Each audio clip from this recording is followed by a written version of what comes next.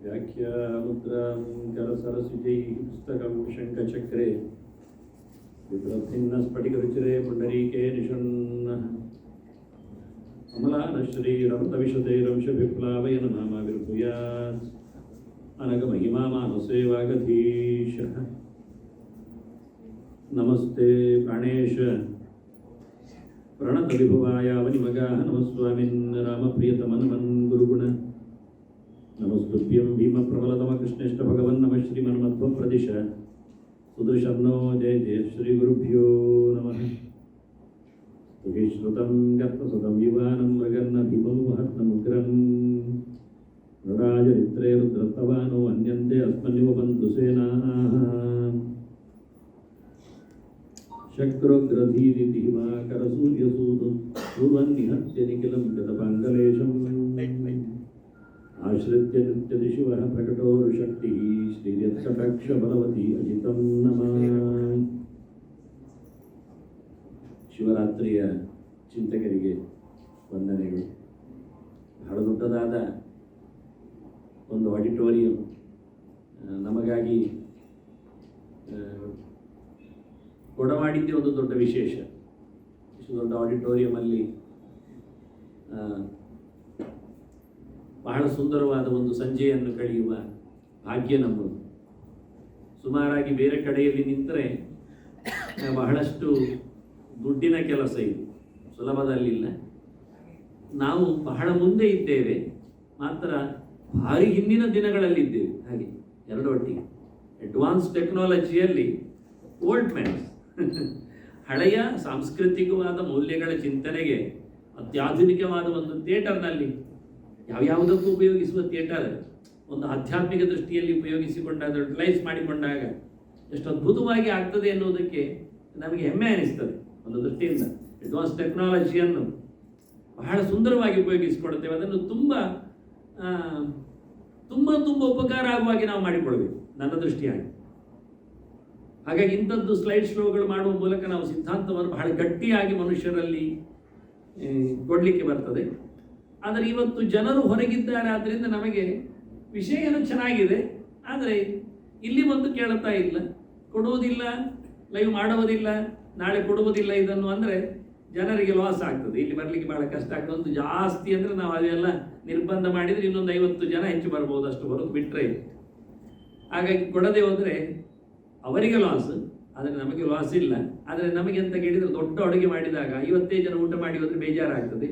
5,000 ಜನರಿಗೆ ಅಡುಗೆ ರೆಡಿ ಮಾಡಿರ್ತೇವೆ, ಇದೇನು ಕಮ್ಮಿ ಇಲ್ಲ. ವಿಷಯಗಳನ್ನು ಸಂಪಾದನೆ ಮಾಡೋದು ಅಂದರೆ ಯಾರೋ ಮಾಡಿಟ್ಟದ್ದನ್ನು ನಾನು ತಂದು ಹಾಕ್ಲೈನೇ ಇಲ್ಲ, ಆಗ್ತಾನೂ ಇಲ್ಲ. 50 ವರ್ಷಗಳ ಬಹಳ ದೊಡ್ಡದಾದ ಪರಿಶ್ರಮ ಇಲ್ಲಿದೆ. ಆದರೆ ಬಹಳ ಸುಲಭವಾಗಿ ನಿಮಗೆ ಅದು ಉಪಯೋಗಕ್ಕೆ ಬರ್ತದೆ. ಆದ್ದರಿಂದ ಬಂದವರಿಗಂತೂ ಖಂಡಿತ ಹೇಳ್ತೇನೆ, ಪ್ರತ್ಯಕ್ಷವಾದ ಶಿವಲಿಂಗದ ದರ್ಶನ ಆದಾಗಿ, ದೂರದಲ್ಲಿ ಕೂತವರಿಗೆ ಏನಿದ್ರು ಫೋಟೋ ನೋಡಿಕೊಂಡಾಗಿ. ಹಾಗಾಗಿ ಅಪ್ಪಮ್ಮನ ಕಾಲಿ ಹಿಡಿಯುವುದು ಅಂದರೆ ದೊಡ್ಡ ಸಂಗತಿ, ಸತ್ತ ಬಳಿಕ ಅವರ ಫೋಟೋಗೆ ಪ್ರದಕ್ಷಿಣೆ ಬರೋದು ಅಂದರೆ ಅಷ್ಟಕ್ಕಷ್ಟೇ ಹೇಗೂ ಹಾಗೆ ಇರಲಿ ಬಿಡಿ. ಆದರೂ ಅವರವರ ಸಾಧನೆ, ಅವರವರ ಯೋಗ್ಯತೆ ಏನಿದ್ದರೂ ಶ್ರೀಪಾದರ ಒಂದು ದೊಡ್ಡ ಕೊಡುಗೆ ಅಂತ ನಾನು ಹೇಳುತ್ತಾ, ಇದನ್ನು ಈ ರೀತಿಯಾಗಿ ನಾವು ಬಹಳ ಒಳ್ಳೆಯ ರೀತಿಯಿಂದ ಉಪಯೋಗಿಸಿಕೊಂಡ್ರೆ ಬಹಳ ಅದ್ಧೂರಿಯಾದಂತಹ ನಾವು ನಮ್ಮ ಹಳೆಯ ಚಿಂತನೆಗಳ ಶಾಸ್ತ್ರಗಳ ಕೀಲಿಕೆ ಸಿಕ್ಕಿದಾಗೆ ಅದನ್ನು ದುಡಿಸಿಕೊಂಡ ಹಾಗೆ ಅಂತ ಹೇಳ್ತಾ ಎಲ್ಲರಿಗೂ ಮಗದೊಮ್ಮೆ ವಂದನೆಗಳೊಂದಿಗೆ ಚಿಂತನೆಯನ್ನು ಕಳೆದ ಬಾರಿಯಿಂದ ಮುಂದರಿಕೆ ಕೆಲವು ಸ್ಲೈಡ್ಸ್ಗಳು ನಮಗೆ ಗಂಟೆ ಇದ್ದಷ್ಟು ಸಮಯ 5 ಗಂಟೆ 55 ನಿಮಿಷದವರೆಗೆ ನಾನು ಖಂಡಿತವಾಗಿ ಹೇಳಬೇಕು. ಹಾಗಾಗಿ ಎಲ್ಲರೂ ಕೈ ಎತ್ತಿದ್ರೆ ನಾನು 6 ಗಂಟೆ ಆಗ್ತದೆ ಅಂತೇಳಿ ನಿಲ್ಲಿಸಲಿಕ್ಕೆ ಬರ್ತದೆ. ಇರಲಿ, ಆದಷ್ಟು ಮುಂದುವರಿತೇನೆ. ಮುಂದೆ ಇಲ್ಲಿ ವಿಷಯ ಏನು ಕೇಳಿದರೆ ಪೂಜಾ ಕ್ಷೇತ್ರ ಅಂತ, ಮಾಡಬೇಕಾದ ವ್ರತಗಳು ಎಲ್ಲಿ ಅಂತ ಸ್ವಲ್ಪ ಹೊಡಿತದೆ ಅಂತ ಇಟ್ಕೊಳ್ಳಲ್ಲ, ಎಲ್ಲ ಮಾತುಗಳು ಹಾಗೆ ಅಲ್ವ. ಇಂದ್ರನೇ ಸ್ವರ್ಗದಲ್ಲಿದ್ದಾಗ ಈ ನೆಲಕ್ಕೆ ಒಂದು ಕಾರ್ಯಕ್ರಮ ಮಾಡಿದ್ದಂತೆ, ಭಾರತಕ್ಕೆ ಒಂದು. ಯಾಕೆಂದ್ರೆ ಅವರು ಹೇಳಿಕೊಂಡ, ಇದು ಸ್ವರ್ಗಭೂಮಿ ನನ್ನದು, ಇದು ಪುಣ್ಯಕ್ಷೇತ್ರ, ಇದು ಸಾಧನೆ ಮಾಡಲಿಕ್ಕೆ ಬರುವುದಿಲ್ಲ, ಇದು ಭೋಗಭೂಮಿ ಆಗ್ತದೆ, ನಾನು ಭಾರತಕ್ಕೆ ಬಂದು ಸಾಧನೆ ಮಾಡಬೇಕು ಅಂತ ಹೇಳಿ ಇಂದ್ರ ಯಜ್ಞ ಮಾಡಿದ್ದು ಬೃಹಸ್ಪತ್ಯಾಜನ ಕರ್ಕೊಂಡು ಬಂದು ಭಾರತ ದೇಶದಲ್ಲಿ. ಇದೆಲ್ಲ ಇತಿಹಾಸ. ಹಾಗಾಗಿ ಈ ಮಾತುಗಳನ್ನು ನಾನು ಸಂಗ್ರಹ ಮಾಡಿಟ್ಟಿದ್ದೇನೆ. ಇಹೈವ ಭಾರತೇ ವರ್ಷೇ ಶಿವರಾತ್ರಿ ಕರೋತಿಯ ಮೋದತೆ ಶಿವಲೋಕೆ ಚ ಸಪ್ತಮನ್ವಂತರ ಅವಧಿ. ಇಲ್ಲಿಯೇ ಭಾರತ ದೇಶದಲ್ಲಿ ಮಾಡಿದಾಗ ಶಿವರಾತ್ರಿಗೆ ಮಹತ್ವ ಹೆಚ್ಚಿದೆ. ಅಂಥವನು ಶಿವಲೋಕಕ್ಕೆ ಬರ್ತಾನೆ, ಬಹಳ ಸಮಯದವರೆಗೆ ಇರ್ತಾನೆ ಅಂತ. ಮನ್ವಂತರಗಳ ಕಾಲದಲ್ಲಿ ಶಿವಲೋಕದಲ್ಲಿ ಅವನ ವ್ಯವಸ್ಥಿತಿ ಅನ್ನೋದೊಂದು ಬಹಳ ವಿಶೇಷವಾದಂತಹ ವ್ಯವಸ್ಥೆ. ಹೆಚ್ಚಿನವರೆಲ್ಲ ಕೇಳುವುದು ಎಲ್ಲಿ ಮಾಡಿದರೆ ಏನು ಅಂತ. ಹಾಗಾಗಿ ಬನ್ನಂಜಿಯವರೊಂದು ಮಾತು ಹೇಳಿದರು. ಅವರು ಉದಾಹರಣೆ ಕೊಡುವಾಗ ಬಹಳ ಚಂದವಾಗಿ, ನಮಗೆ ಗೊತ್ತಿದೆ, ಇಡೀ ಪ್ರಪಂಚವನ್ನೇ ನಾವು ಒಂದು ಮನೆಯ ಚಿಂತನೆಯಲ್ಲಿ ಪ್ರಾತಿನಿಧ್ಯವಾಗಿ ಮಾಡಿಕೊಂಡು ನಾವು ಮನೆಯಲ್ಲಿ ಊಟ ಎಲ್ಲಿ ಮಾಡುತ್ತೇವೆ ಅಂತ ಕೇಳಿದರೆ ಅದರೊಳಗೆ ಮನೆಯಲ್ಲಿ ಅಥವಾ ಭೋಜನ ಶಾಲೆಯಲ್ಲಿ ಅಥವಾ ಹೊರಗೆ ಬಂದು ಚಾವಡಿಯಲ್ಲಿ ಹಿಂದೆಲ್ಲ ಹಾಗಿರ್ತದೆ ಊಟದ ಕತೆ. ಹಾಗೆ ನಾವು ಪೂಜೆಯಲ್ಲಿ ಮಾಡುತ್ತೇವೆ, ಅದು ಮಾವಿಕಟ್ಟೆಯಲ್ಲಿ ಮಾಡುವುದಿಲ್ಲ. ದೇವರ ಕೋಣೆ ಅಂತ ಒಂದು ಮಾಡ್ತೀವಿ. ಇವತ್ತು ದೇವರ ಕೋಣೆ ಅಂತ ಮನೆ ಕಟ್ಟುವವರು ಕಷ್ಟ ಇಲ್ಲ, ದೇವರ ಕೋಣೆಯಲ್ಲೇ ಮಾಡುತ್ತೇವೆ. ಜಪ ಪೂಜೆ ಎಲ್ಲ ವ್ರತ ಎಲ್ಲ ಮಾಡಿದರೆ ಸರಿ. ಮಲಗುವುದು ದೇವರ ಕೋಣೆಯಲ್ಲಿ ಮಲಗುವುದಿಲ್ಲ, ಜಾಗ ತುಂಬ ಇರ್ತದೆ, ಅದು ಮಲಗಲಿಕ್ಕೆ ಕೋಣೆ ಉಂಟು ಬೇರೆ. ಆಗ ಚಾವಡಿಗೆಲ್ಲ ಹೋಗುದಿಲ್ಲ, ಬಾವಿಕಟ್ಟೆ ಹೋಗುದಿಲ್ಲ. ಅಲ್ಲ ಒಂದಕ್ಕೆ ಎರಡಕ್ಕೆಲ್ಲ ಎಲ್ಲಿ ಮಾಡ್ತೀವಿ ಕೇಳಬೇಡಿ ನೀವು. ಎಲ್ಲಿ ಅದರದ್ದನ್ನೆಲ್ಲ ಚಾವಡಿಯಲ್ಲಿ ಎದುರಲ್ಲಿ ಎಲ್ಲ ಮಾಡ್ತಾರೆ.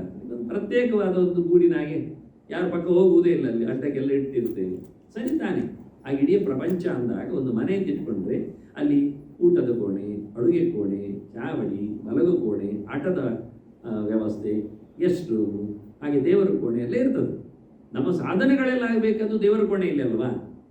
ಹಾಗಾಗಿ ಅದನ್ನು ಅಡುಗೆ ಕೋಣೆಯಲ್ಲಿ ಮಾಡುತ್ತೇನೆ ಕೇಳಿದರೆ ಅದು ಉಪಯೋಗಕ್ಕೆ ಬರೋದು. ಯಾಕೆಂದರೆ ಅಲ್ಲಿ ಊಟ ಕಾಣ್ತಾ ಇರ್ತದೆ, ಒಗ್ಗರಣೆ ಹಾಕಿದ್ದು ಸಿದ್ದಿದ್ದು ಮೂಗಿಗೆ ಹೊಡಿತಾ ಇರ್ತದೆ, ಅದನ್ನು ಜಪ ಮುಂದೆ ಹೋಗುದಿಲ್ಲ. ಹಾಗಾಗಿ ಮತ್ತೆ ನಾವೇ ಕೇಳ್ತೇವೆ ಸ್ವಲ್ಪ ಒಳ್ಳೆ ಕೆಲವು ಸಣ್ಣದು ಮಾಡ ಇಲ್ಲ, ಮತ್ತೆ ಜಪ ಮಾಡೋದನ್ನು ಹೇಳಿಕೊಡ್ಬೇಕಾಗ್ತದೆ. ಅದೆಲ್ಲ ಆಗೋದಿಲ್ಲ. ಈಗ ಸ್ವಲ್ಪ ಕಾಯಿಲಿ ದೋಸೆ ಸ್ವಲ್ಪ ಹಾಗೆ ಇರಲಿ ಅದೆಲ್ಲ ಹೇಳಬೇಕಾಗತ್ತೆ. ಅದರ ಬದಲು ಅದು ಕಾಣದೇ ಇದ್ರೆ ಭಾರಿ ಚಂದ, ಏನು ಮಾಡ್ತಾರೆ ಅದು ಒಳ್ಳೇದು. ಹಾಗೆ ಈಗ ಜಪ ಮಾಡೋದು ಎಲ್ಲ ಕಡೆ ಮಾಡ್ಬೋದಲ್ಲ, ಮಲಗಿಯೂ ನಾವು ಹರರಾಮ ಹೇಳೋದಿಲ್ಲ. ಹೇಳ್ತೀರಿ ಯಾಕೆ ನಿದ್ದೆ ಬರಲಿಕ್ಕೆ ಅಂತ, ಇಲ್ಲಾಂದ್ರೆ ಎಲ್ಲಿ ಹೇಳ್ತೀರಿ ಹೇಳಿ. ದೇವರ ನೆನಪು ಮಾಡಿಕೊಳ್ಳಿಕ್ಕೆ ಎಲ್ಲಿಯೂ ಇಲ್ಲ ಅಂತಲ್ಲ, ಆದರೆ ಒಂದು ಪರ್ಟಿಕ್ಯುಲರ್ ಪ್ಲೇಸ್ ಮಾಡಿದರೆ ಭಾಳ ಚಂದ ಇರ್ತದೆ. ಹಾಗೆ ಬಾಯಿಗಾನೆಯಲ್ಲಿ ಕೃಷ್ಣ ಹೇಳಬಾರ್ದು ಅಂತೇನು ಹೇಳಲಿಲ್ಲ, ಕೃಷ್ಣ ಓಡಿಸುವುದಿಲ್ಲ. ಎಲ್ಲಿ ಬೇಕಾದರೂ ದೇವರ ಚಿಂತನೆಗೆ ತಪ್ಪಿಲ್ಲ. ಆದರೆ ಒಂದು ಎಕ್ಸ್ಕ್ಲೂಸಿವ್ಲಿ ನಾವೊಂದು ದೇವರ ಕೋಣೆ ಅಂದಾಗ ನಮಗೂ ಮೆಂಟಲಿ ಫ್ರೀನೆಸ್ ಇರ್ತದೆ, ಉಳಿದ ಗಲಾಟೆಗಳು ಇರುವುದಿಲ್ಲ.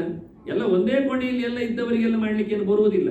ಫ್ರೀ ಆಗಿದ್ದಾಗ, ಆಗ ಇವತ್ತು ನಮಗೆ ಭಾರತ ಪುಣ್ಯಭೂಮಿ, ದೇವಾಲಯಗಳ ನಾಡು ಎಲ್ಲ ಇದ್ದಾಗ, ತೀರ್ಥಕ್ಷೇತ್ರಗಳು ಇರುವಾಗ, ಹಳೆಯವರೆಲ್ಲ ಬಂದು ಸಾಧನೆ ಮಾಡಿ ನಮಗೆ ಅದರ ಬೆನಿಫಿಟ್ ಕೊಟ್ಟಿರುವಾಗ ನಾವು ಅದನ್ನು ಕಳ್ಕೊಳ್ಳೋದ್ರಲ್ಲಿ ಅರ್ಥ ಇಲ್ಲ. ಅನಿವಾರ್ಯವಾಗಿ ನಾವು ಹೋಗಿದ್ದೇವೆ, ಹೋಗಲೇಬೇಕಾಗತ್ತೆ, ಬದುಕು ಹಾಗೆ ಅಂತ ಹೇಳಿದರೆ ಕಷ್ಟ ಇಲ್ಲ. ಉಳಿದ ಕಡೆಯಲ್ಲಿ ಮಾಡಬಾರ್ದು ಅಂತ ಹೇಳುವುದಿಲ್ಲ. ಚಾವಡಿಯಲ್ಲಿ ಮಾಡಿದಾಗ ಪೂಜೆಯನ್ನು ತಪ್ಪು ಕಾಣುವುದಿಲ್ಲ. ಸ್ವಾಮಿಗಳೆಲ್ಲ ಬಂದಾಗ ಹೊರಗೆ ಮಾಡುವುದಿಲ್ವ, ನನ್ನ ಕೆಲವರು ಗಲಾಟೆ ಮಾಡೋದು. ಅದು ವರ್ಷಕ್ಕೊಮ್ಮೆ ಅಲ್ವ ಹೇಳ್ತೇನೆ ನಾನು. ಇರಲಿ ಹಾಗೆ ಇರಲಿ ಅಂತೂ ಎಲ್ಲರೂ ಕಾಣುವಂತೆ ಮಾಡುವಾಗ ನಾವು ದೇವರ ಮಂಟಪವನ್ನು ಹೊರಗಿಡಬಹುದು. ಆದರೂ ಭಾರತ ಭೂಮಿಗೆ ಅದರದ್ದೇ ಆಗಿರತಕ್ಕ ಒಂದು ಶಕ್ತಿ, ಒಂದು ದೃಷ್ಟಿಯಿಂದ ಅಲ್ಲಿನ ಒಂದು ಕಂಪನ, ವೈಬ್ರೇಷನ್, ಅದನ್ನು ನಾವು ಪಡೀಲೇಬೇಕು ಅಂದಾಗ ಶಾಸ್ತ್ರಕಾರರು ಭಾರಿ ಒತ್ತು ಕೊಟ್ಟಿದ್ದಾರೆ.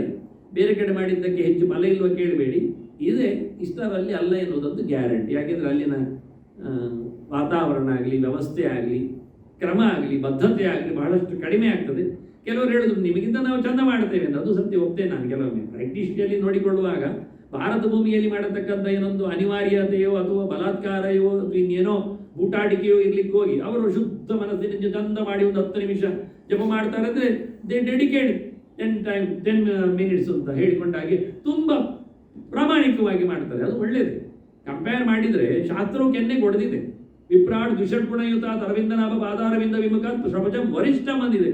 ಡೈಜೆಸ್ಟ್ ಆಗ್ತಾ ಇಲ್ಲ ಈ ಗೆರೆ. ಇದು ಭಾಗವತದ್ದೇ ಮಾತು, ವೇದವ್ಯಾಸರದ್ದೇ ಮಾತು. ಒಬ್ಬ ದೇವರ ಭಕ್ತಿ ಇಲ್ಲದ ಬ್ರಾಹ್ಮಣ ವಿಪ್ರಾತ್ ದ್ವಿಷಡ್ಗುಣಯುತ 12 ಅವನಲ್ಲಿ ಕ್ವಾಲಿಟೀಸ್ ಇದೆ. ಸತ್ಯವಂತ, ದಯಾವಂತ, ಎಲ್ಲ ಇಂಥದ್ದು. ಇಂಥ 12 ಕ್ವಾಲಿಟಿ ಇದ್ರೂ ಅವನಲ್ಲಿ ಭಗವಂತನ ಮೇಲೆ ಪ್ರೀತಿ ಅನ್ನೋದು ಸರಿಯಾಗಿಲ್ಲದಿದ್ರೆ, ಅರವಿಂದ ನಾಭ ಪಾದಾರವಿಂದ ವಿಮುಖಾತ್, ಕೃಷ್ಣನ ಮೇಲೆ ಅವನಿಗೆ ದಯೆ ಇಲ್ಲ, ಪ್ರೀತಿ ಇಲ್ಲ, ವಿಶ್ವಾಸ ಇಲ್ಲ, ಭಕ್ತಿ ಇಲ್ಲ ಅಂತಾದ್ರೆ ಅವನಿಗಿಂತ ನಾಯಿ ಬೀಸಿ ತಿನ್ನುವ ಚಂಡಾಲ ಒಳ್ಳೆಯವ ಅಂತಾನೆ. ಸ್ವಲ್ಪ ಜಾಗ್ರತೆ. ನನ್ನಲ್ಲಿ ಅದು ಉಂಟು ಇದು ಉಂಟು ಅಂತ ಹೇಳಿಕೊಳ್ಳುವುದು ಬೇಡ. ಇರಬೇಕಾದ ಭಗವಂತನಲ್ಲಿನ ಅಟ್ಯಾಚ್ಮೆಂಟ್. ಅದನ್ನು ಭಕ್ತಿಯಿಂದ ಎಲ್ಲಿ ಕೂತರೂ ದೇವರು ಸಿಗ್ತಾನೆ ಅನ್ನೋದು ಸತ್ಯ. ಆದರೆ ಭಕ್ತಿಯ ಜೊತೆಯಲ್ಲಿ ಇದೆಲ್ಲ ಇದ್ದುಕೊಂಡಾಗ ಇದು ಎಷ್ಟು ಬೇಗನೆ ಭಕ್ತಿಯ ಜೊತೆಯಲ್ಲಿ ಭಾರತ ಭೂಮಿಯಲ್ಲಿ ಬಹಳಷ್ಟು ಬೇಗನೆ ಗುಡ್ ಕ್ವಾಲಿಟೀಸ್ಗಳು ಆತ್ಮಸಾತ್ ಆಗ್ತದೆ. ಈ ನೆಲೆಯಲ್ಲಿ ಮಾತಾಡ್ತೇನೆ ಹೊರತು ನಾವು ಸಾರಾಸಕಟ್ಟಾಗಿ ಅವ ಆಗುವುದಿಲ್ಲ, ಇವ ಬೇಕೇ ಬೇಕು ಅಂತಲ್ಲ. ಇಷ್ಟು ನಾನು ಹೇಳಬೇಕಾಗತ್ತೆ. ಯಾಕಂದ್ರೆ ಇವತ್ತು ಸಾಧನೆ ಮಾಡುವವರಿಗೆ ಹೇಳಿಬಿಟ್ಟು ಇಲ್ಲ ಆಗಬಾರ್ದು. ಎಲ್ಲಿದ್ದರೂ ಕೊನೆಗೆ ಮಾಡಿ ಮಾರ್ಯಾರೆ ಮಾಡುವುದು ಬೇಕು. ಸ್ವಲ್ಪಮಪ್ಯಸ್ಯ ಧರ್ಮಸ್ಯ ತ್ರಾಯತೆ ಮಹತ್ವ ಭಯ, ಗೀತೆಯ ಮಾತು. ಏನಾದರೂ ಚೂರಾದರೂ ಮಾಡುವ ಮೂಲಕ ನೀವು ದೊಡ್ಡದಾದ ಆಪತ್ತಿನಿಂದ ಪಾರಾಗ್ತೀರಿ ಅನ್ನೋದು ಸತ್ಯ. ಅದರಿಂದ ಅಲ್ಲಿ ಹೇಳಬಾರ್ದು ಶಿವ, ಇಲ್ಲಿ ಹೇಳಬೇಕು ಶಿವ ಅಂತ ಹೇಳಲಿಕ್ಕಿಲ್ಲ. ಎಲ್ಲೆಂದರಲ್ಲಿಯೂ ಹೇಳಬೇಕಾದ್ದೇ ಸಂಗತಿ. ಆದರೆ ಭಾರತದಲ್ಲಿ ಹೆಚ್ಚು ಅದಕ್ಕೆ ಪ್ರಾಶಸ್ತ್ಯವನ್ನು ಶಾಸ್ತ್ರಕಾರರು ಕೊಟ್ಟು ನೆಲದ ಪಾಯಿಂಟ್ ಪ್ಲಸ್ ಮಾಡಿದ್ದಾರೆ ಎನ್ನುವುದು ಗ್ಯಾರಂಟಿ. ಕೃತ್ವಾಲಿಂಗಂ ಸಕೃತ್ ಪೂಜ್ಯ ವಸೇತ್ ಕಲ್ಪಾಯುತಂ ದಿವಿ ಪ್ರಜಾವಾನ್ ಭೂಮಿವಾನ್ ವಿದ್ವಾನ್ ಪುತ್ರವಾನ್ ಧನವಾನ್ ಸದಾ ಜ್ಞಾನವಾನ್ ಮುಕ್ತಿಮಾನ್ ಸಾಧು ಶಿವಲಿಂಗಾರ್ಚನ ಭವೇತ್. ಶಿವಲಿಂಗದ ಪೂಜೆಯಿಂದ ಏನು ಸಿಗ್ತದೆ ಹೇಳಿದರೆ, ಪಟ್ಟಿ ಮಾಡಿ ಬ್ರಹ್ಮವೈವರ್ತ ಹೇಳ್ತದೆ 8 ವಿಷಯ ಸಿಗ್ತದೆ ಅಂತ. ಮೇಲಿನದ್ದು ಬ್ರಹ್ಮವೈವರ್ತದ್ದೇ, ಎರಡೊಟ್ಟಿಗೆ ಇದ್ದಾಗ ಒಂದೇ ಕಡೆ ಬರಿತಾ ಇದ್ದೇನೆ. ಸಾಮಾನ್ಯ ಗುರುತಿಸ್ಲಿಕ್ಕೆ ಬಾರಲ್ಲಿ ಹಾಕ್ತಾ ಇದ್ದೇನೆ ಹೆಸರು ಹೆಚ್ಚಾಗಿ. ಇಷ್ಟು ಲಿಂಗ ಪೂಜೆಯಿಂದ ಏನು ಸಿಗ್ತದೆ ಕೇಳಿದರೆ, ಅಷ್ಟಲಿಂಗನಾದ್ದರಿಂದವ ಅಷ್ಟಮೂರ್ತಿಯವನಾದ್ದರಿಂದ. ಅಷ್ಟಮೂರ್ತಿಯ ಬಗ್ಗೆ ಮುಂದಿನ ಸ್ಲೈಡ್ಸ್ಗಳಲ್ಲಿ ಬರ್ತದೆ. ಹಾಗಾಗಿ 8 ನಾವು ಪಡಿಬಹುದು ಅವನಿಂದ.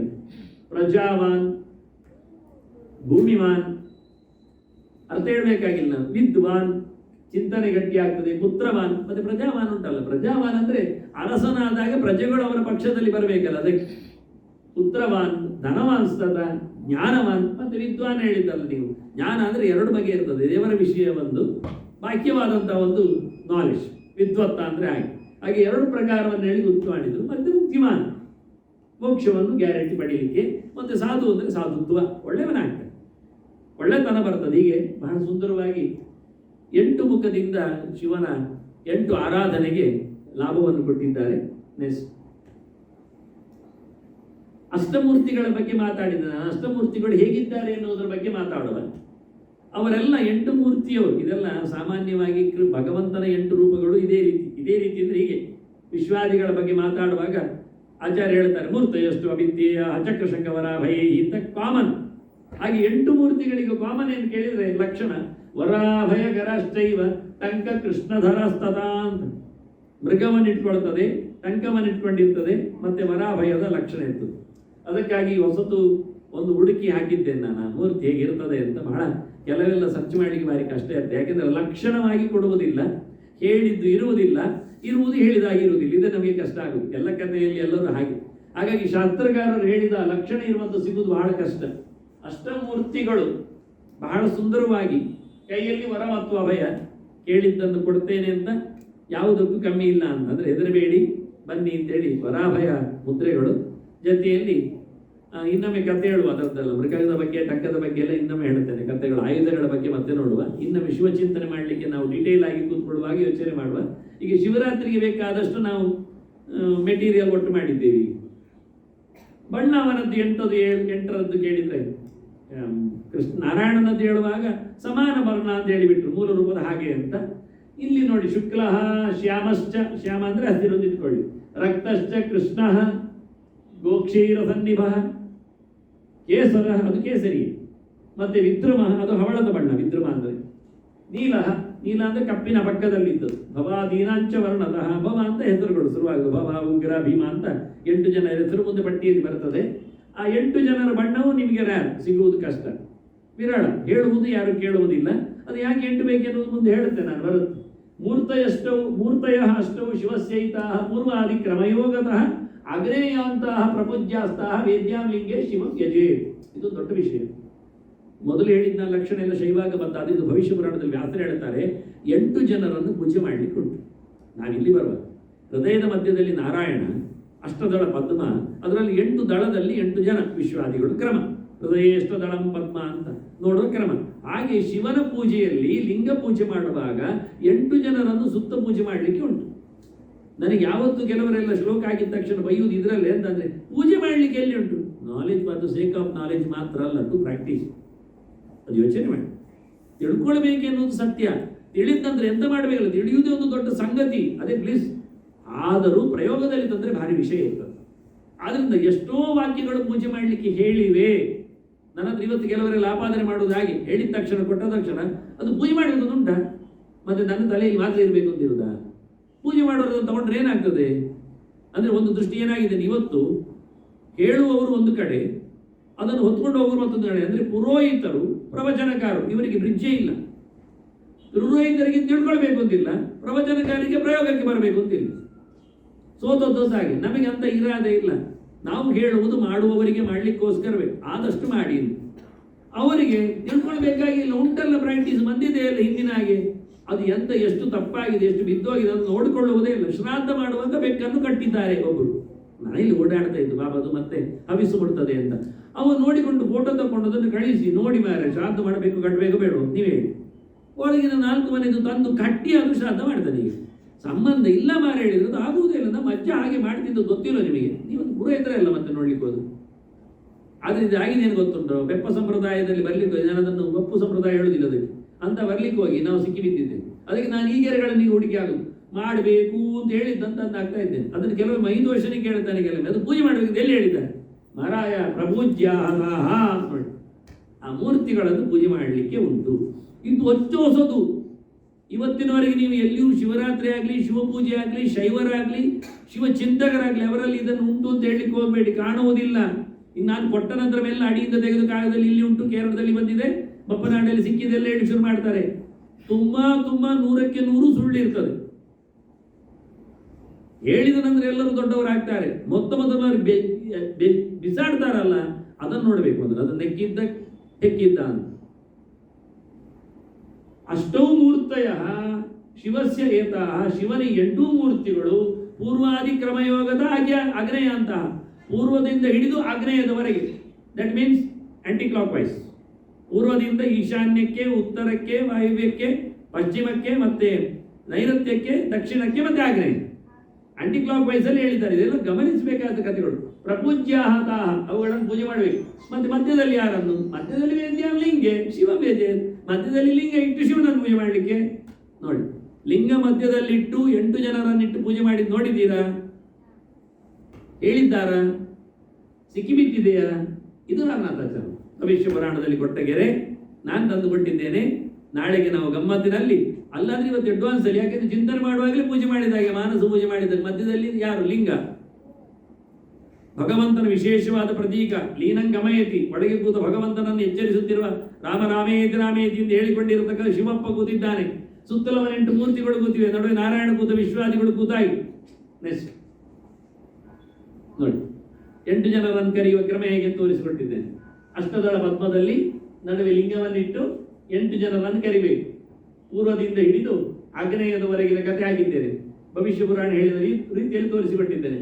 ಪೂರ್ವದಲ್ಲಿ ಯಾರು ಬರ್ತಾನೆ? ಶರ್ವ ಬರ್ತಾನೆ, ಭವ, ರುದ್ರ, ಉಗ್ರ, ಶಿವ, ಭೀಮ, ಸಾರಿ, ಪಶುಪತಿ, ಮಹಾದೇವ, ಈಶಾನ. ಇವರು 8 ಜನರಿಗೆ 8 ಮೂರ್ತಿ ಇದೆ. ಅವರನ್ನು ಯಾರು ನೋಡಿಕೊಳ್ತಾರೆ ಅಂತ, ಪಂಚಭೂತಗಳ ಜೊತೆಯಲ್ಲಿ ಸೂರ್ಯಚಂದ್ರ ಮತ್ತೆ ಯಜಮಾನ. ಅದರಿಂದ ಶರ್ವಾಯ ಕ್ಷಿತಿಮೂರ್ತಯೇ ನಮಃ ಅಂತ ಇದು ಹೇಳುವ ರೀತಿ. ಪೂರ್ವದಲ್ಲಿ ಯಾರನ್ನ, ಅದು ಪೂರ್ವದಲ್ಲಿ ಅಂತ ಹೇಳಬೇಕಾಗಿಲ್ಲ, ಕೆಲವರು ಅದನ್ನು ಹೇಳ್ತಾರೆ ಕಾರಿಕೆಯಲ್ಲಿ. ಪೂರ್ವ ದಿಗ್ಭಾಗೆ ಅದೆಂತ ಕೇಳಬೇಕು, ಅವನಿಗೆ ಅರ್ಥ ಹೋಗಬಾರದು ಅಂತ ಅಷ್ಟೇ, ಮತ್ತೇನಿಲ್ಲ. ನಾವೇ ಕೈ ಇಟ್ಟು ಪೂರ್ವದಲ್ಲಿ ಮಾಡಿದ್ರೆ ಪೂರ್ವದಲ್ಲಿ ಇರುವ ಶರ್ವಮೂರ್ತಿಗೆ ಅದು ಕ್ಷಿತಿಮೂರ್ತಿಯವ ನೆಲವನ್ನು, ಕ್ಷಿತಿ ಅಂದ್ರೆ ನೆಲ, ನೆಲವನ್ನು ನೋಡಿಕೊಳ್ಳುವ ವ್ಯವಸ್ಥೆ. ನಮ್ಮ ದೇಹದಲ್ಲಿ ನೆಲ ಇದೆ, ನೆಲದಲ್ಲಿ ಕಾಲಿದೆ, ಕಾಲಿನಲ್ಲಿ ನೆಲ ಇದೆ, ಕಾಲಿನ ಮೇಲಕ್ಕೆ ಜಲ ಇದೆ, ಜಲದಲ್ಲಿ ಸೊಂಟ ಇದೆ, ಸೊಂಟದಲ್ಲಿ ಮಲಮೂತ್ರಗಳಿವೆ, ಅದಕ್ಕಿಂತ ಮೇಲಕ್ಕೆ ಹೊಟ್ಟೆ ಇದೆ, ಹೊಟ್ಟೆಯಲ್ಲಿ ಬೆಂಕಿ ಇದೆ, ಬೆಂಕಿಯಿಂದ ಊಟ ಇದೆ, ಅದರ ಮೇಲಕ್ಕೆ ಹೃದಯ ಇದೆ, ಮೂಗಿನವರೆಗೆ ಅದರಲ್ಲಿ ಗಾಳಿ ಇದೆ, ಆಚೆ ಹೋಗ್ತಾ ಇದೆ. ಗ್ಯಾರಂಟಿ ತಾನೆ? ಗ್ಯಾರಂಟಿ. ಅದರ ಆಚೆಗೆ ಆಕಾಶ ಇದೆ, ಮೇಲೆ ಇದೆ, ಚಿಂತನೆ ಇದೆ. ಹೀಗಾಗಿ ಪಂಚಭೂತಗಳು ನಮ್ಮ ದೇಹದಲ್ಲಿಯೇ ಇದೆ. ಪಂಚಮೂರ್ತಿಗಳಿದ್ದಾರೆ ಇಲ್ಲಿ ನೋಡಿ. ಆ ಪಂಚಮೂರ್ತಿಗಳನ್ನ ನಾವು ಪೂಜೆ ಮಾಡದಿದ್ರೆ ಹೇಗೆ? ಮತ್ತೆ ಯಜಮಾನ ನಾವೇ, ಯಜಮಾನ ಮೂರ್ತಿ ಇದ್ದಾನೆ ಇಲ್ಲಿ, ಪಶುಪತಿಯವ, ನಾವೇ ಪಶುಗಳು, ಅವನಿಗೆ ಆಹುತಿಯ ವಸ್ತುಗಳು ನಾವು. ಹಾಗಾಗಿ ನಾವು ಯಜಮಾನರಾಗಿ ಪಶುಪತಿಗಳಾಗಿ ಪಂಚಭೂತಗಳ ಜೊತೆಯಲ್ಲಿ ನಮ್ಮ ದೇಹ ಇರಲಿಕ್ಕೆ ಹೋಗಿ ಈ ಪಂಚಮೂರ್ತಿಗಳನ್ನು ಉಪಾಸನೆ ಮಾಡಲಿಕ್ಕೆ ಉಂಟು. ಮತ್ತೆ ಹಗಲು ರಾತ್ರಿ, ಇಡೀ ದಿನ ಹಗಲು ರಾತ್ರಿ ಮಾಡುವವರು ಸೂರ್ಯಚಂದ್ರ, ಅವರಿಬ್ಬರು ಮೂರ್ತಿಗಳು. ರಸಾಘನ ರಸಾನಲ ನಿಲವಿಯದ್ವಿಯತ್ವತ್ವದು ಪ್ರಯಸ್ತುಷು ನಿವೃಷ್ಟ ವಿತ್ಯಜ ಭಜಾಮಿ ಮೂರ್ತ್ಯಷ್ಟಗಂ. ಇದು ನಾರಾಯಣ ಪಂಡಿತರ ಶಿವಸ್ತುತಿಯ ವಾಕ್ಯ. ಇದನ್ನು ಕೊಟ್ಟದಾಗಿ ಮೂರ್ತ್ಯಷ್ಟಗವನ್ನು ಕೊಟ್ಟಿದ್ದಾರೆ, ಭಜಾಮಿ ಹೇಳಿದ್ದಾರೆ. ಯಾವ ವ್ಯಾಖ್ಯಾನಕರು ಹೇಗೆ ಅಂತ ಹೇಳಲಿಕ್ಕೆ ಹೋಗಲಿಲ್ಲ. 8 ಮೂರ್ತಿ ನೆನಪುಂಟು, ಎಲ್ಲಿದ್ದಾರೆ ಹೇಳಲಿಕ್ಕುಂಟು, ಹೆಸರೆಂಟು ಹೇಳಲಿಲ್ಲ ಅಲ್ಲಿ. ಮತ್ತೆ ಶರ್ವ, ಭವ, ರುದ್ರ, ಉಗ್ರ, ಭೀಮ, ಪಶುಪತಿ, ಮಹಾದೇವ, ಈಶಾನ್ ನಾನು ಕರೀಲಿಲ್ಲ, ತೋರಿಸಿಕೊಟ್ಟಿಲ್ಲ. ಹಾಗೆ ಇದೆಲ್ಲ ಅದ್ಭುತವಾದ ಚಿಂತನೆಗಳು. ಹೇಗೆ ಪೂಜೆ ಮಾಡುವುದು ಎನ್ನುವುದನ್ನು ಯಾರೂ ಮುಟ್ಲಿಲ್ಲ. ಆ ಪ್ರಮಾಣ ಅಂತೂ ಕೊಡಲೇ ಇಲ್ಲ ಬಿಡಿ, ಪ್ರಮಾಣ ಸಮೇತವಾಗಿ ಅವರನ್ನು ಕರೆಯುವ ರೀತಿ, ಹೇಳುವ ಬಗೆ, ಇದೆಲ್ಲ ನಮ್ಮ ದೇಶದಲ್ಲಿ ಎಲ್ಲಿದೆ ಅಂತ ನಾನು ಪಟ್ಟಿ ಮಾಡಿ ತೋರಿಸ್ತಾ ಇದ್ದೇನೆ. ಹೇಗೆ ಚಿದಂಬರದಲ್ಲಿ ಆಕಾಶ ಮೂರ್ತಿ ಅಂದ್ರೆ ಏನಿಲ್ಲ, ಅಲ್ಲಿ ಪರದೆ ಎತ್ತಿ ಕಾಣಿಸ್ತಾರೆ, ನೋಡಿದ್ರೆ ಹೌದು ನೋಡಿದ್ರೆ ಆಯ್ತು ಮುಗಿ, ಎಂತ ಏನಿಲ್ಲ ಎನ್ನುವುದನ್ನು ನೋಡುವುದಷ್ಟೇ. ಅದು ಚಿದಂಬರ, ಖಾಲಿ ಆಕಾಶ. ಚಿತ್ತ ಅಂದ್ರೆ ಜಡ ಅಲ್ಲ ಅಂತ ಅರ್ಥ. ಚೈತನ್ಯ ಪೂರ್ಣವಾದದ್ದು ಅಂತ ಅದಕ್ಕೆ ಅಂಬರ ಅಂದರೆ ಆಕಾಶ. ಆಕಾಶ ನಿಜವಾಗಿ ಜಡ, ಜಡ ಅಲ್ಲದ ಆಕಾಶ ಇದು ಚಿದಂಬರ ಅಂತ. ಹಾಗೆ ಎಲ್ಲಿ ಎಲ್ಲಿ ಯಾವ ಯಾವ ಮೂರ್ತಿ, ಕಾಂಚಿಯಲ್ಲಿ, ತಿರುವಣ್ಣಯಲ್ಲಿ, ತಿರುವಣ್ಣಾಮಲೆಯಲ್ಲಿ, ಕಾಳಹಸ್ತಿಯಲ್ಲಿ, ಚಿದಂಬರದಲ್ಲಿ, ನೇಪಾಳದಲ್ಲಿ, ಪಶ್ಚಿಮ ಬಂಗಾಳ, ಒಡಿಶಾದಲ್ಲಿ ಇರುವ ಅಷ್ಟಮೂರ್ತಿಗಳು ಇವತ್ತು ನೋಡಬೇಕಾದ ಕಥೆಗಳು, ಹೋಗಿ ತಿಳಿಯಬೇಕಾದಕ್ಕೆ ಸಂಬಂಧಪಟ್ಟದ್ದಲ್ಲಿ. ಅಲ್ಲಿ ನೀರಿನ ಮೂರ್ತಿಯಲ್ಲಿ ನೀರಿನ ವ್ಯವಸ್ಥೆ ಉಂಟಲ್ಲಿ, ಅಗ್ನಿಮೂರ್ತಿಯಲ್ಲಿ ನಾನು ಚಿದಂಬರ ಹೇಳಿದಾಗ ಎಲ್ಲವನ್ನೂ ನೋಡಲಿಕ್ಕೆ ಬರುತ್ತೆ ಅವರವರಿಗೆ ಸಂಬಂಧಪಟ್ಟಂತೆ ವಾಸ್ತವವಾಗಿರತಕ್ಕಂಥದ್ದು. ಮಾತ್ರ ಭಾರತ ಬಿಟ್ಟು ಹೋದದ್ದು ನೇಪಾಳ, ಅದು ಹಿಂದೆ ಭಾರತನೇ ಆಗಿತ್ತು. ಹಾಗಾಗಿ ಅದನ್ನು ಯಜಮಾನ ಮೂರ್ತಿಯಲ್ಲಿದ್ದಾನೆ ಕೇಳಿದೆ, ಯಜಮಾನ ಮೂರ್ತಿ ಹೊರ ಹೋಗಿದ್ದಾರೆ. ಆದರೂ ಇವತ್ತು ಹೋಗ್ಲಿಕ್ಕೆ ಏನು ಬಿಡ್ತಾರೆ, ಬಿಡೋದಿಲ್ಲ ಅಂತಲ್ಲ. ಬಹಳ ಅದ್ಭುತವಾದ ಒಂದು ರೋಚಕವಾದ ಚಿಂತನೆ ಇಲ್ಲಿ. ಮತ್ತೆ ಬೀಜಾಕ್ಷರಗಳನ್ನೆಲ್ಲ ಹಾಕಿಕೊಂಡು ಉಪಾಸನೆ ಮಾಡುವಾಗ ಇದು ಮಂತ್ರಶಾಸ್ತ್ರ, ತಂತ್ರಶಾಸ್ತ್ರ. ಇನ್ನು ಮಾತ್ರ ಮುಟ್ಲಿಕ್ಕಿದ್ರೆ ನೋಡ್ತೇನೆ, ಇರ್ಲಿ ಬಿಡಿ. ಮತ್ತು ಇದು 8 ಕಡೆಯಲ್ಲಿ ನ್ಯಾಸ ಮಾಡಲಿಕ್ಕೆ ಅಷ್ಟ ಮೂರ್ತಿ ನ್ಯಾಸ ಹೇಳಿದಾಗೆ, ಆಗ ಪಂಚಭೂತಗಳು ಹೇಳಿದಾಗೆ ಅದರ ಹಾಗೆ ಪಾದದಿಂದ ಜಾನುವಿನವರೆಗೆ, ಜಾನುವಿನಿಂದ ಕಟಿಯವರೆಗೆ, ಕಟಿಯಿಂದ ನಾಭಿಯವರೆಗೆ, ನಾಭಿಯಿಂದ ಹೃದಯದವರೆಗೆ, ಜಾನು ನಾಭಿ ಹೃದಯ, ಮತ್ತೆ ವಾಕ್ವರೆಗೆ, ನಾಸದ ಸ್ಟಾರ್ಟಿನವರೆಗೆ, ನೇತ್ರದ ಕಡೆಯಲ್ಲಿ, ಲಲಾಟದಲ್ಲಿ, ಮತ್ತೆ ಕೊನೆಗೆ. ಹೀಗೆ 8 ಕಡೆಯಲ್ಲಿ ಅಷ್ಟಾಕ್ಷರ ನ್ಯಾಸದಂತೆ ವಿಶೇಷವಾದಂತಹ ಈ ಮೂರ್ತಿಗಳನ್ನು ಉಪಾಸನೆ ಮಾಡಲಿಕ್ಕೆ ಉಂಟು. ದೊಡ್ಡ ಸಂಗತಿ, ನಾವೇ ಒಂದು ದೊಡ್ಡ ಲಿಂಗ, ನಮ್ಮಲ್ಲಿ 8 ಜನರ ಪ್ರಾಪ್ತಿಗಳು, ಇವೆಲ್ಲ ಅದ್ಭುತವಾದಂತಹ ಚಿಂತನೆಗಳು. ನೆಕ್ಸ್ಟ್ ಈಗ ಪಂಚ ಮುಖನ ಬಗ್ಗೆ ಒಂದು ಮಾತು, 8 ಮೂರ್ತಿಗಳ ಬಗ್ಗೆ ಹೇಳಿದೆ. ಈಗ ಸದಾಶಿವನದ್ದು 5 ಮೋರೆ ಅಂತ ಹೇಳ್ತಾರಲ್ಲ, ಹೌದು. ಧ್ಯೇಯ ಪಂಚಮುಖೋ ರುದ್ರ ಪಟಿಕಾ ಮಲಕಾಂತಿಮಾನ್ ವಿದ್ಯುತ್ ಶುಭ್ರಾಸಿತ ರಜ ಶ್ಯಾಮಾನ್ಯಸ್ಯ ಮುಖಾನಿದು ಜಟಾವಬದ್ಧೇಂದುಕಲ ಪ್ರಿಯಾಯು ನಾಗಭೂಷಣ. ಇದು ಆಚಾರ್ಯ ಮತ್ಸರ ವಾಕ್ಯ ತಂತ್ರಸಾರ. ಸುಲಭವಾಗಿ ರುದ್ರದೇವರನ್ನು ಉಪಾಸನೆ ಮಾಡುವ ರೀತಿ. 5 ಮೋರೆಯವ.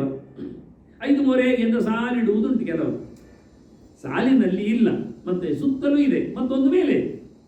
ಹಾಗಾಗಿ ಮೇಲಕ್ಕೆ ಅದೆಲ್ಲ ವಾಕ್ಯ ಪ್ರಮಾಣಗಳನ್ನು ಮುಂದೆ ಹೇಳುತ್ತೇನೆ ಎಲ್ಲಿ ಉಂಟು. ಆ ರೀತಿಯಾಗಿ ಚಿತ್ರ ಮಾಡಿದ್ದು, ಆದರೆ ಕಲರ್ ಹಾಗಿಲ್ಲ ವಾಸ್ತವವಾಗಿ. ಅದರಲ್ಲಿ ತುಂಬ ಪ್ರಕಾರದ ಕಲರ್ಸ್ಗಳು ಬರ್ತವೆ. ಸ್ಫಟಿಕ ಅಮಲ ಕಾಂತಿಮನ್, ಇಡೀ ರುದ್ರ ಹೇಗಿದ್ದಾನೆ ಕೇಳಿದರೆ ಬೆಳ್ಳಗಿದ್ದಾನೆ. ಮುಂದೆ ನಾನು ಒಂದು ಚಿತ್ರದಲ್ಲಿ ತೋರಿಸ್ತೇನೆ ಅವನನ್ನು. ಬಿಳಿ ಮೈಯವ, ಶುಭ್ರ ಮೈಯವ ಶಿವ. ಅವನ ಮೋರೆಗಳು ಬಣ್ಣ ವ್ಯತ್ಯಾಸ ಉಂಟು. ಒಂದು ವಿದ್ಯುತ್ ಹಳದಿ ಹತ್ತಿರಕ್ಕೆ, ಶುಭ್ರ ವೈಟಿಗೆ, ಹಸಿತ ಕಪ್ಪಿಗೆ, ರಜಸ್ಸು ಕೆಂಪಿಗೆ, ಶ್ಯಾಮ ಪಚ್ಚೆಗೆ. ಈ 5 ಮೋರೆಗಳ ಬಣ್ಣ ವ್ಯತ್ಯಾಸ ಇದೆ. ಇಲ್ಲಿ ಕೊಟ್ಟ ಬಣ್ಣ ಮೈ ಇದ್ದಲ್ಲ, ಅದೆಲ್ಲ ಟ್ರೇಸ್ ಮಾಡಲಿಕ್ಕೆಲ್ಲ ಹೋಗಲಿಲ್ಲ, ನಾನು ಹೆಚ್ಚು ಕೆಲಸ ಮಾಡಲಿಲ್ಲ. ಬಟ್ ನಿಮಗೆ ಒಂದು 5 ಮೋರೆ ಕಲ್ಪನೆ ಬರಲಿಕ್ಕೆ. ಮತ್ತೆ ಪ್ರಿಯಾಯು ಮೈನ್ ಬೇಕಾದ್ದು ಪಾರ್ವತಿ ತೊಡೆಯಲ್ಲಿ ಇರುವುದು. ಪಾರ್ವತಿ ತೊಡೆಯಲ್ಲಿದ್ದು ವರಾಭಯಕರ ಗೌರಿ, ಪಾರ್ವತಿ ವರ ಮತ್ತೆ ಅಭಯಕರ ಇದ್ದಾಳೆ, ಅದನ್ನು ಅದರಲ್ಲಿ ಗುರುತಿಸಿದೆ. ಚಂದ್ರಭೂಷಣನಿದ್ದಾನೆ, ಮೈಯಲ್ಲಿ ಹಾವುಗಳ ಅಲಂಕಾರ ಇದೆ. ನಾಗಭೂಷಣ ಪ್ರಿಯಾಯುದು ಜಟಾವಬದ್ಧೆಂದು ಕಲ. 3 ಅಂಶ ವಿಶೇಷ, 5 ಮೋರೆ ಪ್ರಕಾರ, ಮತ್ತೆ ಅವನ ವೈಟ್ನೆಸ್ ಮೈಯಲ್ಲಿ. ಇಷ್ಟು ಅಂಶಗಳು ಅಲ್ಲಿವೆ. ಇದು ಒಂದು ವಿಷಯ ಅಂತ ಕೇಳಿದರೆ, 5 ಮೋರೆಯ ಒಬ್ಬನು ಹೌದು, 5 ಮೋರೆಯ 5 ಜನರು ಹೌದು. ಇವರು 5 ಇದ್ದಾರೆ, ಅವರಿಗೆ ಬೇರೆ ಬೇರೆ ಹೆಸರಿದೆ, ಹೇಳ್ತೇನೆ ಮುಂದಕ್ಕೆ. 5 ಇದ್ದಾರೆ, 5ರಿಗೆ 5 ಮೋರೆಯೂ ಇದೆ, 5ರಿಗೆ 3 ಕಣ್ಣು ಇದೆ, ಕೆಲವರಿಗೆ ಇಲ್ಲ ಅಂತ ಉಂಟು. ಅದೆಲ್ಲ ವಾಕ್ಯ ಹೇಳುತ್ತೇನೆ, ಇದನ್ನು ನೋಡಿಕೊಳ್ಳುವ ವಿಷಯಗಳು. ಆಗ ಅವರು ಪ್ರತ್ಯೇಕ ಬಣ್ಣದಲ್ಲಿ ಬರ್ತಾರೆ. ಪಚ್ಚೆ ಒಬ್ಬರು ಪಚ್ಚೆಯಲ್ಲಿ ಇರ್ತಾನೆ, ಹಳದಿ ಒಬ್ಬರು ಹಳದಿಗೆ ಬರ್ತಾನೆ. ಆಗ ಇದು ಒಂದು ಗಮ್ಮತ್ತು. ಇಂಥದ್ದೆಲ್ಲ ನೋಡಿಕೊಳ್ಳಿಕ್ಕೋಸ್ಕರ ಈ ಕಲರ್ ಕಾಂಬಿನೇಷನ್ಸ್ಗಳೆಲ್ಲ ಇಷ್ಟು ಅರ್ಥದಲ್ಲಿ ಉಂಟು ಹೇಳಲಿಕ್ಕೆ ಆಗುವುದಿಲ್ಲ. ಕೆಲವೊಮ್ಮೆ ಅವರವರ ಯೋಚನೆ ಅಂತ ಬರ್ತದೆ ಅಂತ ಉಂಟು, ಚೇಂಜ್ ಮಾಡ್ಬೋದು, ನಿಮ್ಮಿಷ್ಟ. ತಮ್ಮ ಯಥಾ ಉಪಾಸತೆ ತದೇವ ಭವತಿಯಿಂದ. ನಿಮಗೆ ಕೆಂಪಿನವ ಬೇಕಾ, ಆಯ್ತು ಕೆಂಪಿನವ ಬರ್ತಾನೆ, ಬೈಕಿಗಳನ್ನೆಲ್ಲ ಕೊಡ್ತಾನೆ. ನಿಮಗೆ ಬಿಳಿಯವನು ಬೇಕಾ, ಬಿಳಿಯವನೇ ಸಿಗ್ತಾನೆ, ನಿಮ್ಮನ್ನೆಲ್ಲ ಹೊರಗಿಡ್ಲಿಕ್ಕೆ ನೋಡ್ತಾನೆ. ನೀವು ಹೇಗೆ ಉಪಾಸನೆ ಮಾಡ್ತೀರಿ ಆಗಿ. ಜ್ಞಾನಕಾಂಡಕ್ಕಾದರೆ ಬಿಳಿ ಇರ್ತಾನೆ, ಕರ್ಮಕಾಂಡಕ್ಕಾದರೆ ಕೆಂಪಾಗ್ತಾನೆ. ಇನ್ನು ಇದರ ಮಧ್ಯೆಯಲ್ಲಿ ಬೇಕಾದಷ್ಟು ವೇರಿಯೇಷನ್ಸ್ಗಳು ಬರ್ತವೆ. ಇಲ್ಲಿ ಬಿಡಿನ ತುಂಬ ದೊಡ್ಡ ಸ್ಕ್ರೀನ್ ಆದ್ದರಿಂದ ಬಹಳ ಚಂದ ಆಗುತ್ತೆ. ಒಂದು ದೃಷ್ಟಿಯಿಂದ ಮಗದೊಮ್ಮೆ ಸ್ವಾಮಿಗಳಿಗೆ ನಾವು ಕಳೆದ ಬಾರಿ ಅದು ಆಗಲಿಲ್ಲ ಒಪ್ಪನ ಹೇಳಿ ನಾನು ಬೇಸರ ಪಟ್ಟಿದ್ದೆ. ಆಗಲೇಬೇಕು ಈ ಸರ್ತಿಯಿಂದ. ಮೊನ್ನೆಯಿಂದಲೂ ಹೇಳ್ತಾ ನಿನ್ನೆ ಸ್ವಾಮಿಗಳು ಬಂದು ನಿಂತೇ ನೋಡಿ ಹೋಗಿದ್ದಾರೆ. ಹಾಗಾಗಿ ಇದು ತುಂಬ ಅಂದರೆ ತುಂಬ ಆ ದೃಷ್ಟಿಯಿಂದ ನನ್ನ ಎಲ್ಲ ಡೆಮಾನ್ಸ್ಟ್ರೇಷನ್ಸ್ ವರ್ಕ್ಗಳಿಗೆಲ್ಲ ಇದು ಯಾರಿಲ್ಲದಿದ್ರೂ ಒಂದು ವೇದಿಕೆ ಆಗುವ ಹಾಗೆ ಒಂದು ದೃಷ್ಟಿಯಿಂದ ನೀವು ಬರಬೇಕಂದ್ರೆ ನಾನು ಹಠ ಏನು ಮಾಡುವುದಿಲ್ಲ, ಎಲ್ಲಿದ್ರು ಕೇಳಬಾರ್ದು ಅಂತ ಏನು ಹೇಳುವುದಿಲ್ಲ. ಆದರೆ ನಮ್ಮ ಶ್ರೀಶಣ್ಣಾಗಲಿ ಪಟ್ಟಾಭಿಯವರಾಗಲಿ ಅವರೆಲ್ಲ ಸಾರ್ವಜನಿಕ ಸ್ವತ್ತುಗಳಿಗೆಲ್ಲ ಪಾಲಿಸುವುದಾರರು. ಆ ದೃಷ್ಟಿಯಿಂದ ಇರಲಿ ಬಿಡಿ. ಬಂದವರಿಗೆ ಮತ್ತೊಮ್ಮೆ ಶಿವರಾತ್ರಿಯ ಶುಭಾಶಯ ಹೇಳ್ತಾ ಮುಂದುವರಿಸ್ತೇನೆ. 5 ಜನ ಇದ್ದಾರೆ ಹೇಳಿದ್ನಲ್ಲ, ಅವರೇ 5 ಜನ ಯಾರು ಕೇಳಿ ಇಲ್ಲಿದೆ ನೋಡಿ. 5 ಜನರಿಗೆ 5 ಪ್ರಕಾರದಲ್ಲಿ ಉಪಾಸನೆಯ ಮಂತ್ರಗಳನ್ನು ಹೇಳಿಕೊಂಡು ಪೂಜೆ ಮಾಡಲಿಕ್ಕೂ ಬರುತ್ತೆ ಎನ್ನುವುದೊಂದು ದೊಡ್ಡ ಸಂಗತಿ. ಲಿಂಗ ಪೂಜೆಯಲ್ಲಿ 5 ಶಿವನ ರೂಪಗಳಿವೆ. ಸದ್ಯೋಜಾತ, ವಾಮದೇವ, ತತ್ಪುರುಷ, ಈಶಾನ, ಅಘೋರ ಅಂತ. ಈ 5ರನ್ನು ನೋಡಿ, ನಮಗೆ ಶಿವ ಅಂದಾಗ ನೀರು ಬರ್ತದೆ. ಈ ಗಂಗಾಧರ ಇಲ್ಲಿ ಮುಂದೆ ಹೇಳಿದರೆ ಏನೇವು ಆಗಲಿ, ಆಕಾಶಗಂಗೆ ಸದ್ಯೇನ ಆವಾಹನಂ ಪ್ರೋಕ್ತಂ. ನೋಡಿ, ಸದ್ಯ ಎನ್ನತಕ್ಕ ಮಾತಿನಿಂದ ಮಂತ್ರ ಉಂಟು, ಸದ್ಯೋಜಾತ ಪ್ರಪದ್ಯ ಮೇಲೆ ಬಿಡಿ, ಇನ್ನೊಮ್ಮೆ ಮಂತ್ರದ ಬಗ್ಗೆ ಚಿಂತನೆ ಮತ್ತೆ ಮಾಡಿ. ನಾವು ಸಾಮಾನ್ಯ ಜನರನ್ನು ಇಟ್ಟುಕೊಂಡು ಸುಲಭವಾಗಿ ಚಿಂತನೆ ಮಾಡಲಿಕ್ಕೋಸ್ಕರ ಸದ್ಯಾಯ ನಮಃ ಹೇಳಬಹುದು, ಸದ್ಯೋಜಾತಾಯ ನಮಃ ಅಂತ ಹೇಳುವ. ಅವನು ಇಡೀ ಹೆಸರು ತುಂಡ ಹೆಸರಲ್ಲಿ ಕರೀಲಿಕ್ಕೆ ತಪ್ಪಿಲ್ಲ. ಭೀಮಸೇನನ್ನು ಭೀಮ ಹೇಳುದಿಲ್ವ ನಾವು, ಸತ್ಯಭಾಮಿಯನ್ನು ಭಾಮಿ ಅಂತ ಕರೀದಿಲ್ವ? ಏನು ಬೇಜಾರು ಅವರಿಗೆ ಆಗುದಿಲ್ಲ, ಅವರೇ ಹೇಳ್ತಾರೆ ಕರೀರಿ ಅಂತ ಮತ್ತೆಂದು. ಹಾಗೆ ಕರೀಲಿ, ತುಂಡ ಹೆಸರಿಂದ ಕರೆದ ತಕ್ಷಣ ಏನು ಕಳೆದೋಗ್ತದೆ ಅಂತ ಹೇಳಬೇಡಿ, ಅದು ಒಂದು ಚಂದ, ಅದು ಇಡಿಯೇ, ಯಾಕಲ್ಲ ಆಗ್ತದೆ. ಹೀಗಾಗಿ ಸದ್ಯಾಯ ನಮಃ ಅಂತೇಳಿಯೇ ದೇವರನ್ನು ಆವಾಹನೆ ಮಾಡುವುದು. ಆವಾಹನೆ ಅಂದರೆ ಕೆಳಗೆ ಬಿಟ್ಟಿದ್ದು ಆವಾಹನೆ ಮುದ್ರೆ ಅಂತ, ಕರೀಲಿಕ್ಕೆ ಕ್ರಮ, ದೇವರನ್ನು ಕರೆಯುವುದು ಹೇಗೆ ಅಂತ. ಆನಂತರ ವಾಮೇನ ಸ್ಥಾಪನಂತದ, ವಾಮದೇವ ಅಂತ ಹೆಸರು. ದೈವ ಬಿಡಿ ಮಾರ್ಯಾರೆ, ವಾಮ ನನ್ನ ಹೆಸರು ಅಂತಾರೆ. ವಾಮ ಅಂದರೆ ಚಂದ ಅಂತ. ವಾಮ ಮಂತ್ರದಿಂದ ಅದರಿಂದ ಸ್ಥಾಪನೆ ಮಾಡಲಿಕ್ಕೆ, ದೇವರನ್ನು ಕುಳ್ಳಿಸ್ಲಿಕ್ಕೆ, ಕರೀಲಿಕ್ಕೆ, ಕುಳ್ಳಿರಿಸಲಿಕ್ಕೆ. ಮತ್ತು ನಿರೋಧನ ಅಘೋರೇಣ, ಅವನು ಅಘೋರ. ಘೋರ ಇಲ್ಲ, ನಮ್ಮ ದೇವರು ಬಹಳ ಸೌಮ್ಯ ಇದ್ದಾನೆ ಹೇಳಲಿಕ್ಕೆ ಅಘೋರ. ಮತ್ತೆ ಕೆಟ್ಟವರಿಗೆ ಭಾರಿ ಘೋರ, ಅತಿ ಘೋರ ಹೇಳಲಿಕ್ಕೋಸ್ಕರ ಅಘೋರ ಅಂತಾನೆ. ಅಘೋರಾಯ ನಮಃ ಹೇಳಿ ಅವನನ್ನು ಬಿಟ್ಟು ಹೋಗಬೇಡ ಅಂತ ದಮ್ಮೆ ಹಾಕ್ಲಿಕ್ಕೆ ನಿರೋಧ. ಮತ್ತೆ ಪುಂಸ ಸಾನ್ನಿಧ್ಯ ಕಲ್ಪನ. ಪುಂಸ ಅಂದರೆ ಪುರುಷ ಮಂತ್ರದಿಂದ ತತ್ಪುರುಷಾಯ ವಿದ್ಮೆ, ತತ್ಪುರುಷ ಅಂದರೆ ಹೆಸರು ಅವನಿಗೆ. ತತ್ ಯಾಕೆ ಮಾರ್ಯಾರೆ, ಖಾಲಿ ಪುರುಷ ಆಗುವುದು, ಆಯ್ತು ಮಾರೇ, ಅದು ಅವನು ದೇವರ ಪುರುಷನಾದ್ರಿಂದ ತತ್ಪುರುಷ ಹೇಳಿದೆ ಇರಲಿ. ಖಾಲಿ ಪುರುಷ ಮಂತ್ರ, ಪುರುಷಾಯ ನಮಃ ಸಾನ್ನಿಧ್ಯವನ್ನು, ನೀನು ಇಲ್ಲೇ ಇರಬೇಕು ಅಂತೇಳಿ, ಹೋಗಬೇಡ ಹೇಳಿ ಇದು ಅಂತ ಹೇಳುದು. ಕೊನೆಗೆ ಈಶಾನೇನ ಅರ್ಚನ, ಈಶಾನಾಯ ನಮಃ ಹೇಳಿ ನಮ್ದು ಎಂಥ ಪೂಜೆ ಪುರಸ್ಕಾರ ಉಂಟದನ್ನು ಸಮರ್ಪಿಸಲಿಕ್ಕೆ. ಹೀಗೆ ಪಂಚರೂಪದಿಂದ ಮುಗಿದೋಯ್ತು. ದೇವರನ್ನು ಕರೆದಾಯಿತು, ಕುಳ್ಳಿರಿಸಿ ಆಯಿತು, ಅವನಿಗೆ ಬೇಕಾದ್ದನ್ನು ಕೊಳ್ಳಿಕ್ಕೆ ಶುರು ಮಾಡಿ ಆಯಿತು. ಅಲ್ಲಿಗೆ ಇಡೀ ಇದು ವಿಚಿತ್ರ. ಲಕ್ಷಣ ಸಂಹಿತೆ ಅಂತ ಭಾರಿ ಓಲ್ಡ್, ಎಲ್ಲ ತಂತ್ರಗಳಿಗೂ ಚಿಂತನೆಗೂ ಮೂಲ ಸಂಗತಿ ಅದು ಲಕ್ಷಣ ಸಂಹಿತ. ಅದರಲ್ಲಿ ಇರತಕ್ಕ ಅದರಲ್ಲಿ ಭಾರಿ ಅಪೂರ್ವವಾದ ಕೆಲವು ಮಾಹಿತಿಗಳೆಲ್ಲ ಇವೆ. ಅಂದರೆ ಇವತ್ತು ಚಾಲ್ತಿಗೆ ಅದು ತರುವುದು ಬಹಳ ಯಾರು ಹೆಚ್ಚು ಮಾಡಿಲ್ಲ, ನೋಡಿದ್ದಾರೆ, ತರಲಿಲ್ಲ. ಬಹಳ ಸುಂದರವಾಗಿರತಕ್ಕಂಥ ಇದು 4 ಮುದ್ರೆಗಳ ಜೊತೆಯಲ್ಲಿ, ಮುದ್ರೆಗಳು ನಿಮಗೆ ನನ್ನ ಮುದ್ರಾ ಸಮೀಕ್ಷೆಯಲ್ಲಿ ಸಿಗ್ತದೆ ವಿವರಣೆಗಳು ವಾಸ್ತವವಾಗಿ. ಅದು ಇಲ್ಲಿಗೆ ಸಂಬಂಧಪಟ್ಟಂತೆ 4 ಮುದ್ರೆಗಳನ್ನು ಹಾಕಿ ಕರೆಯುವುದು ಹೇಗೆ, ಬರಬೇಕು, ಕೂತ್ಕೊಳ್ಬೇಕು, ತಪ್ಪಿಸಿ ಹೋಗಬಾರ್ದು, ಇಲ್ಲೇ ಇರಬಿಡು ಅಂತ ಹೇಳತಕ್ಕಂಥ 4 ಮುದ್ರೆಗಳ ಪ್ರಕಾರಗಳು ನೆಕ್ಸ್ಟ್.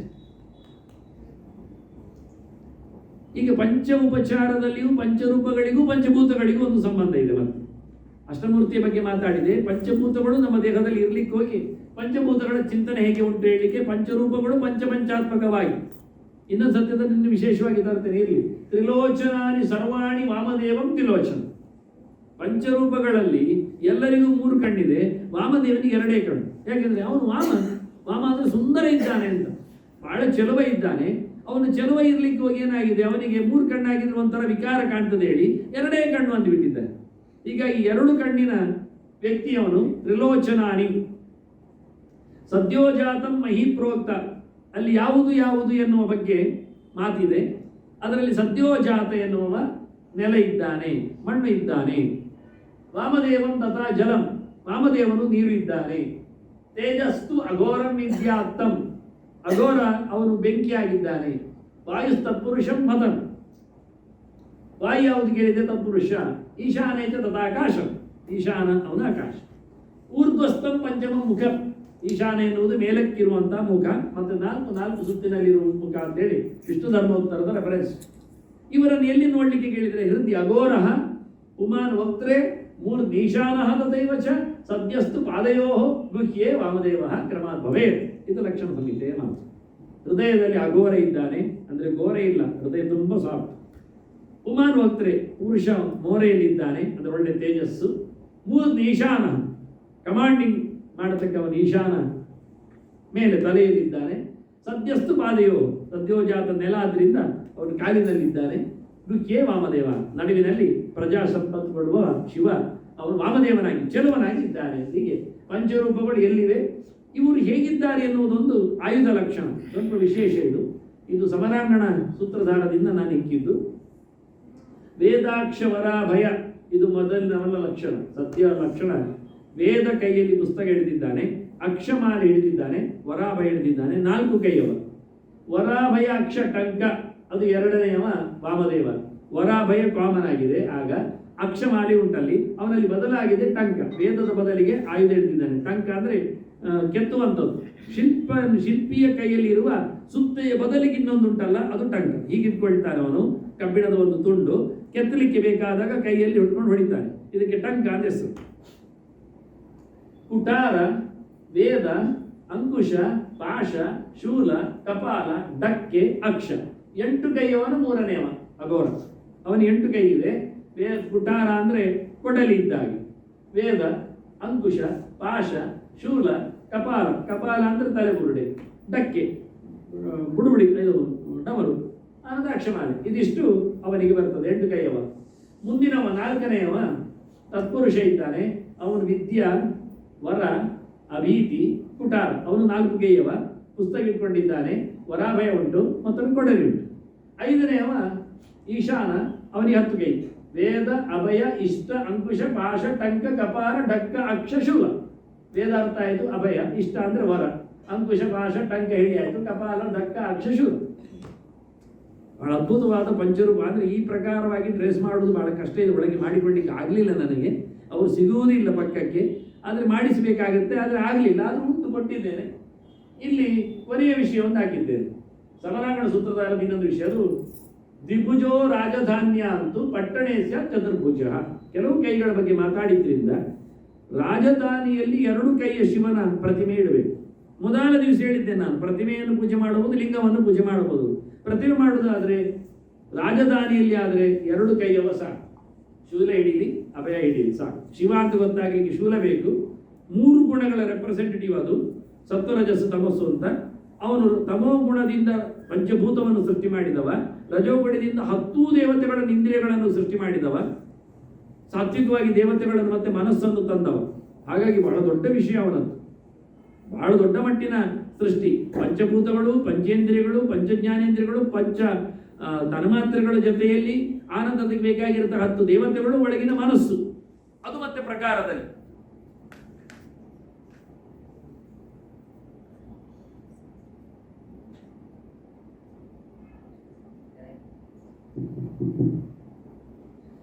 ಹೀಗೆ ಅಂದ್ರೆ ಅಷ್ಟು ಸೂಕ್ಷ್ಮ. ಎಲ್ಲಿ ಯಾವ ಒಂದು ಲೆಟರು ಸಹ ನಿಲ್ಸಲ್ಪಟ್ರು ನಾನು ಗೊತ್ತಾಗುತ್ತೆ. ಗಮನಿಸ್ತಾ ಬಿಡಿ. ಮತ್ತೆ ಪಟ್ಟಣದಲ್ಲಿ ಆಗುವಾಗ 4 ಕೈಯವ. 2 ಕೈ ಅಂದ್ರೆ ಇಲ್ಲಿಗೇನು ತೊಂದರೆ ಆಗುದಿಲ್ಲ. ನಾನು ಬೊಬ್ಬೆ ಹೊಡೆದು ಹೇಳಿದ್ರು ಕೇಳ್ತದಿಲ್ಲ. ಅಷ್ಟು ಗಟ್ಟಿಯಾಗಿ ಹಿಂದೆ ಮೈಕಿಲ್ಲದೆ ಮಾತಾಡಿದ್ದುಂಟು ನಾನು. ಆದರೆ ಹೊರಗೆ ಕೂತವರೆಲ್ಲ ಕೆಲವೊಮ್ಮೆ ಡೈರೆಕ್ಟ್ ಫೋನ್ ಮಾಡ್ತಾರೆ, ಕೇಳ್ತಾ ಇಲ್ಲ, ವಾಸಲ್ಲಿ ಆಗಿದೆ, ಮ್ಯೂಟಲ್ಲಿ ಕೊಟ್ಟಿದ್ದೀರಿ ಅಂತ ಕೊಡ್ತಾ ಇರ್ತಾರೆ ಅವರು ಕೆಲವರು. ಹಾಗಾಗಿ ಎಷ್ಟೋ ಜನ ಹೊರಗಿಂದ ಸೈಮಲ್ಟೇನಿಯಸ್ಲಿ ಕೇಳೋರಿದ್ದಾರೆ. ಈಗ ಲೈವ್ ಇದ್ರೆ ಇಲ್ಲ ಆದ್ರೂ ನಾಳೆ ಕೇಳ್ತಾರೆ ಬಿಡಿ. ಪಟ್ಟಣೇಸ್ಯ ಚತುರ್ಭುಜ. ಪಟ್ಟಣದಲ್ಲಿ ಇಡುವುದಾದ್ರೆ 4 ಕೈಯವನನ್ನು ಇಡಲಿಕ್ಕೆ. ಅದು ಹಾಗೆ ಹೇಳಿದಾಗೆ ಮೃಗವನ್ನು ಬಿಟ್ಟುಕೊಂಡು ಅಥವಾ ವರಾಭಯದ ಜೊತೆಯಲ್ಲಿ ವೇದಾಂಕುಶ ತಂದು ಏನಾದರೂ ಅಂತೂ ಸಾಮಾನ್ಯವಾಗಿ 2 ಕೈಯವ ಸಾಕು. 4 ಕೈಯವ ಓವರ್. ಅದರ ಆಚೆಗೆ ಬೇಡ. ಬೇಕಾದ್ರೆ ಎಲ್ಲಿದ್ದಾರೆ ಕೇಳಿ. ಕರ್ತವ್ಯ 20 ಭುಜ ಸ್ಮಶಾನ ಅರಣ್ಯ ಮಧ್ಯಗ. ಕಾಡಿನಲ್ಲೆಲ್ಲ ಹೋದಾಗ, ಮಸಣಕ್ಕೆಲ್ಲ ಬಂದಾಗ ಅಲ್ಲೆಲ್ಲ ಒಂದೊಮ್ಮೆ ಶಿವನನ್ನು ನಿಲ್ಲಿಸುವುದಾದ್ರೆ 23. ಇದೆಲ್ಲ ಟಿಬೇಟಲ್ಲೆಲ್ಲ ಮಾಡಿದ್ದಾರೆ ಇಂಥ ದೇವರನ್ನ. ಅಂದ್ರೆ ಅವರ ಕಥೆ ಆಗಿ ಅವರು ಊರಿನ ಮಧ್ಯೆಯಲ್ಲಿ ದೇವಸ್ಥಾನ ಕಟ್ಟುವುದಿಲ್ಲ. ನಮ್ಮ ಹಾಗೆ ಖಾಲಿ ಅಡಿಗೆ ಸಿಕ್ಕುವ ಹಾಗೆ ಬ್ರೆಡ್ ಬೇಕರಿ ಪಕ್ಕದಲ್ಲಿಯೇ ದೇವರಿಗೆ ಆ ದೋಸೆ ಹಾಕಿದ್ದವರಿಗೆ ಪರಿಮಳ ಬರಬೇಕು. ಅದೆಲ್ಲ ಮಾಡುವುದಿಲ್ಲ. ಅಲ್ಲಿ ಇಲ್ಲಿ ಅಲ್ಲೆಲ್ಲ ಮಾಡುದು. ಅದೆಲ್ಲ ಇಲ್ಲಿ ಅಲ್ಲಿ ಅಲ್ಲ.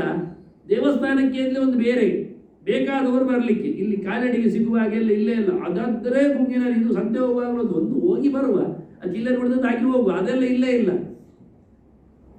ಅಲ್ಲೆಲ್ಲ ಇದ್ದದ್ದು. ಹಾಗಾಗಿ ಸ್ಮಶಾನ ಅರಣ್ಯಗಳಲ್ಲಿ 20 ಕೈಯವರೆಗೆ ಹೋಗಿ 10ರವರೆಗೆ ಸಾಕಾಯ್ತು ನಮಗೆ ಹೇಳಿ. 20 ಕೈಗೆ ಹೋಗಿಬಿಟ್ಟಿದ್ದಾರೆ. ಭಾರಿ ಜೋರಿದ್ದಾರೆ. ರುದ್ರ ಬೇಕಾ?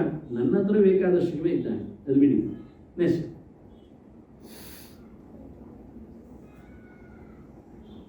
ಇಲ್ಲಿ 2 ಅಂಶ ಬಂದಿತ್ತು ಹೇಳಿದೆ. ಒಂದು ಈಗ ಪಂಚಮುಖನ ಬಗ್ಗೆ ಮಾತಾಡಿ ಆಯ್ತು ಬಂದ ವಿಷಯದಲ್ಲಿ. ಇನ್ನು ಉಳಿದದ್ದು ಏನು ಕೇಳಿದ್ರೆ, ಒಂದು ನಾಗಭೂಷಣ, ಮತ್ತೊಂದು ಜಟಾವಬದ್ಧ ಎಂದು ಕಲಾ.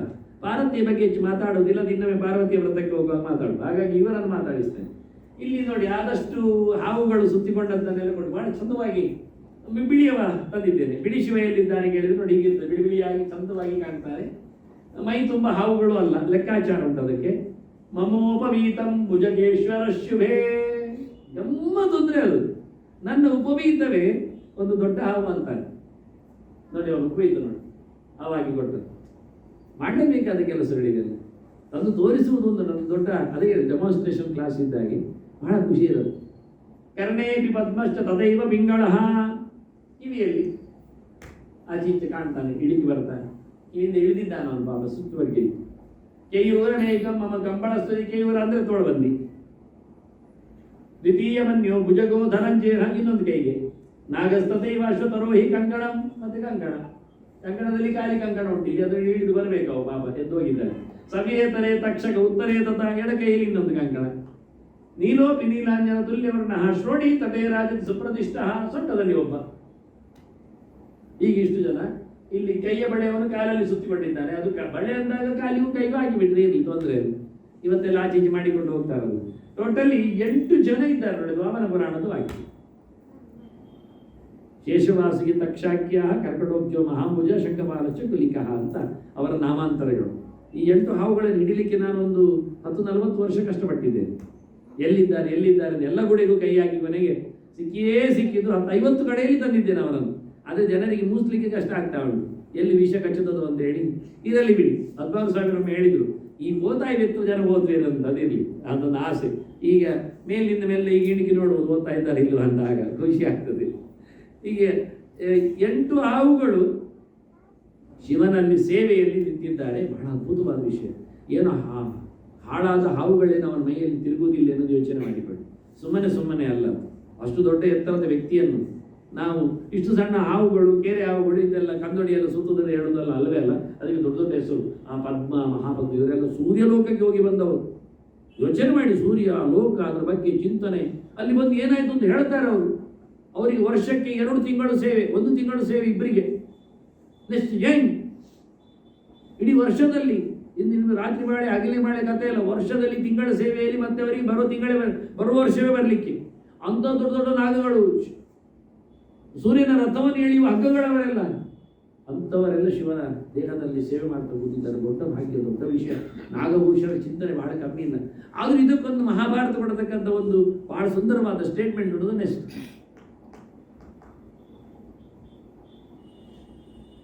ತ್ರಿಪುರ ಪದಾರ್ಥಂ ದೀಕ್ಷಾಮುಪಗತಸ್ಯ ರುದ್ರಸ್ಯ ಕುಶಲಸಾ ಜಟಾಃ ಶಿರಸಃ ಉತ್ಕೃತ್ಯ ಅಗ್ನೌ ಪ್ರಯುಕ್ತಾಃ ತತ ಪ್ರಾದುರ್ಭೂತಾಃ ಭುಜಗಾಃ ತೈ ಪೀಡ್ಯಮಾನೋಸ್ಯ ಕಂಠಃ ನೀರತಾಮುಪಗತಃ. ಅವ ತ್ರಿಪುರ ಸಂಹಾರ ಮಾಡಲಿಕ್ಕೆ ಅಂತ ರುದ್ರಭೂತಂತೆ ಜಪಕ್ಕೆ, ದೇವರ ಜಪ ಮಾಡಲಿಕ್ಕೆ ಶಕ್ತಿ ಬರಬೇಕಲ್ಲ. ಆಗ ದೈತ್ಯರಿಗೆ ಸಹಾಯ ಮಾಡುವವ ಗುರು ಆಚಾರ್ಯ ಸ್ಥಾನದಲ್ಲಿರುವವ ಶುಕ್ರಾಚಾರ್ಯ, ನಿನ್ನೆಯ ವಾರದ ಅಧಿಪತಿ. ಅವ ಅದನ್ನು ತಪ್ಪಿಸಬೇಕು ಅಂತೇಳಿ ಏನು ಮಾಡಿದ ಅಂದ್ರೆ ಸಿಟ್ಟು ಬಂದಂತೆ, ಏನು ತ್ರಿಪುರನ ಸಂಹಾರ ಮಾಡ್ತಾನೆ, ಜಪ ಕೂತಿದ್ದಾನೆ ಶಕ್ತಿ ತರಲಿಕ್ಕೆ, ಬಿಡುವುದಿಲ್ಲ ಹೇಳಿ ಅವನು ಜಟೆಯನ್ನು ಕಿತ್ತುಕೊಂಡಂತೆ. ಶುಕ್ರಾಚಾರ್ಯ ಜಟೆಯನ್ನು ಕಿತ್ತು ಬೆಂಕಿಗೆ ಹಾಕಿದ. ಬೆಂಕಿಯಿಂದ ಮೇಲೆ ಬಂದ ಹಾವುಗಳು ಸೀದೋಗಿ ಹಾವುಗಳೆಲ್ಲ ಶಿವನ ಮೇಲೆ ಹಾರಿದವು. ಶಿವ ಸುಮ್ಮನೆ ಕೂತಿದ್ದಾನೆ. ಹೋಗಿ ಮನುಷ್ಯ ಆದಷ್ಟು ಅಟ್ಯಾಕ್ ಮಾಡೋದಿಲ್ಲ, ಪ್ರಾಣಿಗಳೆಲ್ಲ ನೋಡಿ ಕುತ್ತಿಗೆ ಹಿಡಿಯುದು. ಅದು ಮುಗಿದು ಅಂದ್ರೆ ಅವುಗಳಿಗೆ ಗೊತ್ತುಂಟು ಕುತ್ತಿಗೆ ಹಿಡಿದ್ರೆ ಹೋಗ್ತಾನೆ ಅಂತ. ಹಾಗೆ ನಾವೆಲ್ಲ ಖಾಲಿ ಹೇಳಿಕ್ಕೆ ಹೋಗುದು, ಖಾಲಿ ಹೇಳಿದ್ರೆ ಎಲ್ಲಿ ಬೀಳ್ತಾರೆ ಬಾಬು ಪುಣ್ಯ ಅಂತ. ಅದು ಕಬಡ್ಡಿಯಲ್ಲಿ ಮಾತ್ರ ಅದರಿಂದ ಉಪಯೋಗ ಆಗಲಿ. ನಾವು ನವತ್ತಿಯಲ್ಲಿ ಎಲ್ಲಿ ಹಿಡಿಬೇಕು, ಕುತ್ತಿಗೆ ಹಿಡಿದಿಟ್ಟಿದ್ದಾನೆ. ಸಾಮಾನ್ಯವಾಗಿ ಹೊರಗೆ ತಾಳುವಾಗ ಅರ್ಧಚಂದ್ರ ಪ್ರಯೋಗ ಅಂತಾರೆ, ದುಡುದು ಕುತ್ತಿಗೆ ದುಡುದು, ಮತ್ತೆಲ್ಲ ದುಡಿದ್ರೆ ಹೋಗುದಿಲ್ಲ ಅವರು. ಹಾಗಾಗಿ ಕುತ್ತಿಗೆಗೆ ಹೋಗಿ ಹಾವುಗಳೆಲ್ಲ ಸುತ್ತಿಕೊಂಡವು. ಹೀಗಾಗಿ ಅವರ ಕುತ್ತಿಗೆ ಕಪ್ಪಾಗಿ ಹೋಯಿತು. ಹೀಗೆ ಹಾವುಗಳು ಸುತ್ತಿದ್ದು ಅಂತ ಕಥೆಯಲ್ಲಿ ಭುಜಕ, ಅದು ಭುಜಕ ಭೂಷಣ ಅಲ್ಲ, ಅದು ಭುಜಕ ಪೀಡಿತ. ಅವುಗಳನ್ನು ಆಗಲೇ ಎಸೆದು ಬಿಟ್ಟಿದ್ದಾನೆ. ಆ ಹಾವುಗಳೇ ಬೇರೆ, ಈ ಪ್ರಯೋಗವೇ ಬೇರೆ. ಅಂದರೆ ಪ್ರಯೋಗವನ್ನು ನೋಡಿ ನಾಳೆ ಹೇಳೋದೋಳ ಅವನಿಗೆ ಅದು ಪೆಟ್ಟಾದದ್ದಲ್ಲ ಮಾರ್ಯಾರೆ ಅಂತ. ಪೆಟ್ಟಾದದ್ದು ನಾಗಗಳು ಬೇರೆ, ಅವುಗಳಲ್ಲ. ಅದು ಶುಕ್ರಾಚಾರ್ಯ ಮಾಡಿದ ಅಭಿಚಾರಿಕ ಕರ್ಮ. ಆ ಹಾವುಗಳೆಲ್ಲ ಅವನ ಕುತ್ತಿಗೆಯಲ್ಲಿ ಏನಾಗ್ತದೆ, ಸುತ್ತಿಕೊಳ್ತಾವೆ. ಅವನು ಒಂದು ಉಸಿರು ಗಟ್ಟಿ ಬಿಟ್ಟರೆ ಹೊಡೆದೋಗ್ತದೆ. ಪ್ರಯೋಜನ ಇಲ್ಲ, ಏನೋ ಸುಮ್ಮನೆ ದಾರ ಕಟ್ಟಿದಾಗ ಆಗ್ತದೆ. ಅದರ ಪ್ರಯೋಜನ ಆಗಲಿ. ಆದರೂ ಹೇಳಿದ್ದು ಅವನು ಕುತ್ತಿಗೆಯಾಗಿ ಕಪ್ಪಾಯ್ತು ಕೇಳಿದರೆ ಅವುಗಳು ಟೈಟ್ ಮಾಡಿ ಇಟ್ಕೊಂಡವು. ಮತ್ತೆಂತ ಆಗುದಿಲ್ಲ ಗೊತ್ತಾಯ್ತು, ಹೋದವು. ಅವುಗಳು ಟೈಟ್ ಮಾಡಿ ಇಟ್ಕೊಂಡದಕ್ಕೆ ಶುಕ್ರಾಚಾರ್ಯ ಒಬ್ಬ ಬ್ರಾಹ್ಮಣ ಅವನು ಪ್ರಯೋಗ ಮಾಡಿದ್ದು ಒಂದು ಮಂತ್ರ ಹೇಳಿಕೊಂಡು ದೇವರು ಇಲ್ಲೊಂಚೂರು ಕಪ್ಪಾಯ್ತು ಒಂದು ಮಾಡ್ತೀನಿ ಅಂದ್ಬಿಟ್ಟಷ್ಟೆ. ಮತ್ತೆ ಕನೆತು ಹೋಗುದು ಅಂತ ಹೇಳುದಿಲ್ಲ. ಸಮ ಗುದ್ದಿದ್ರೆ ಅಲ್ಲಿ ಒಂಥರ ಅಚ್ಚುವದ್ದಾಗಿ ಅಚ್ಚಾಗಿತ್ತು ಅಂತ, ಮತ್ತೊಂದು ವಿಷಯ ಇಲ್ಲ ಅಂತೇಳಿ ಅದನ್ನು ಲೇವಡಿ ಮಾಡಿಬಿಟ್ಟು. ಮತ್ತೆ ಇನ್ನೊಂದು ವಿಷಯ ಉಂಟಲ್ಲಿ.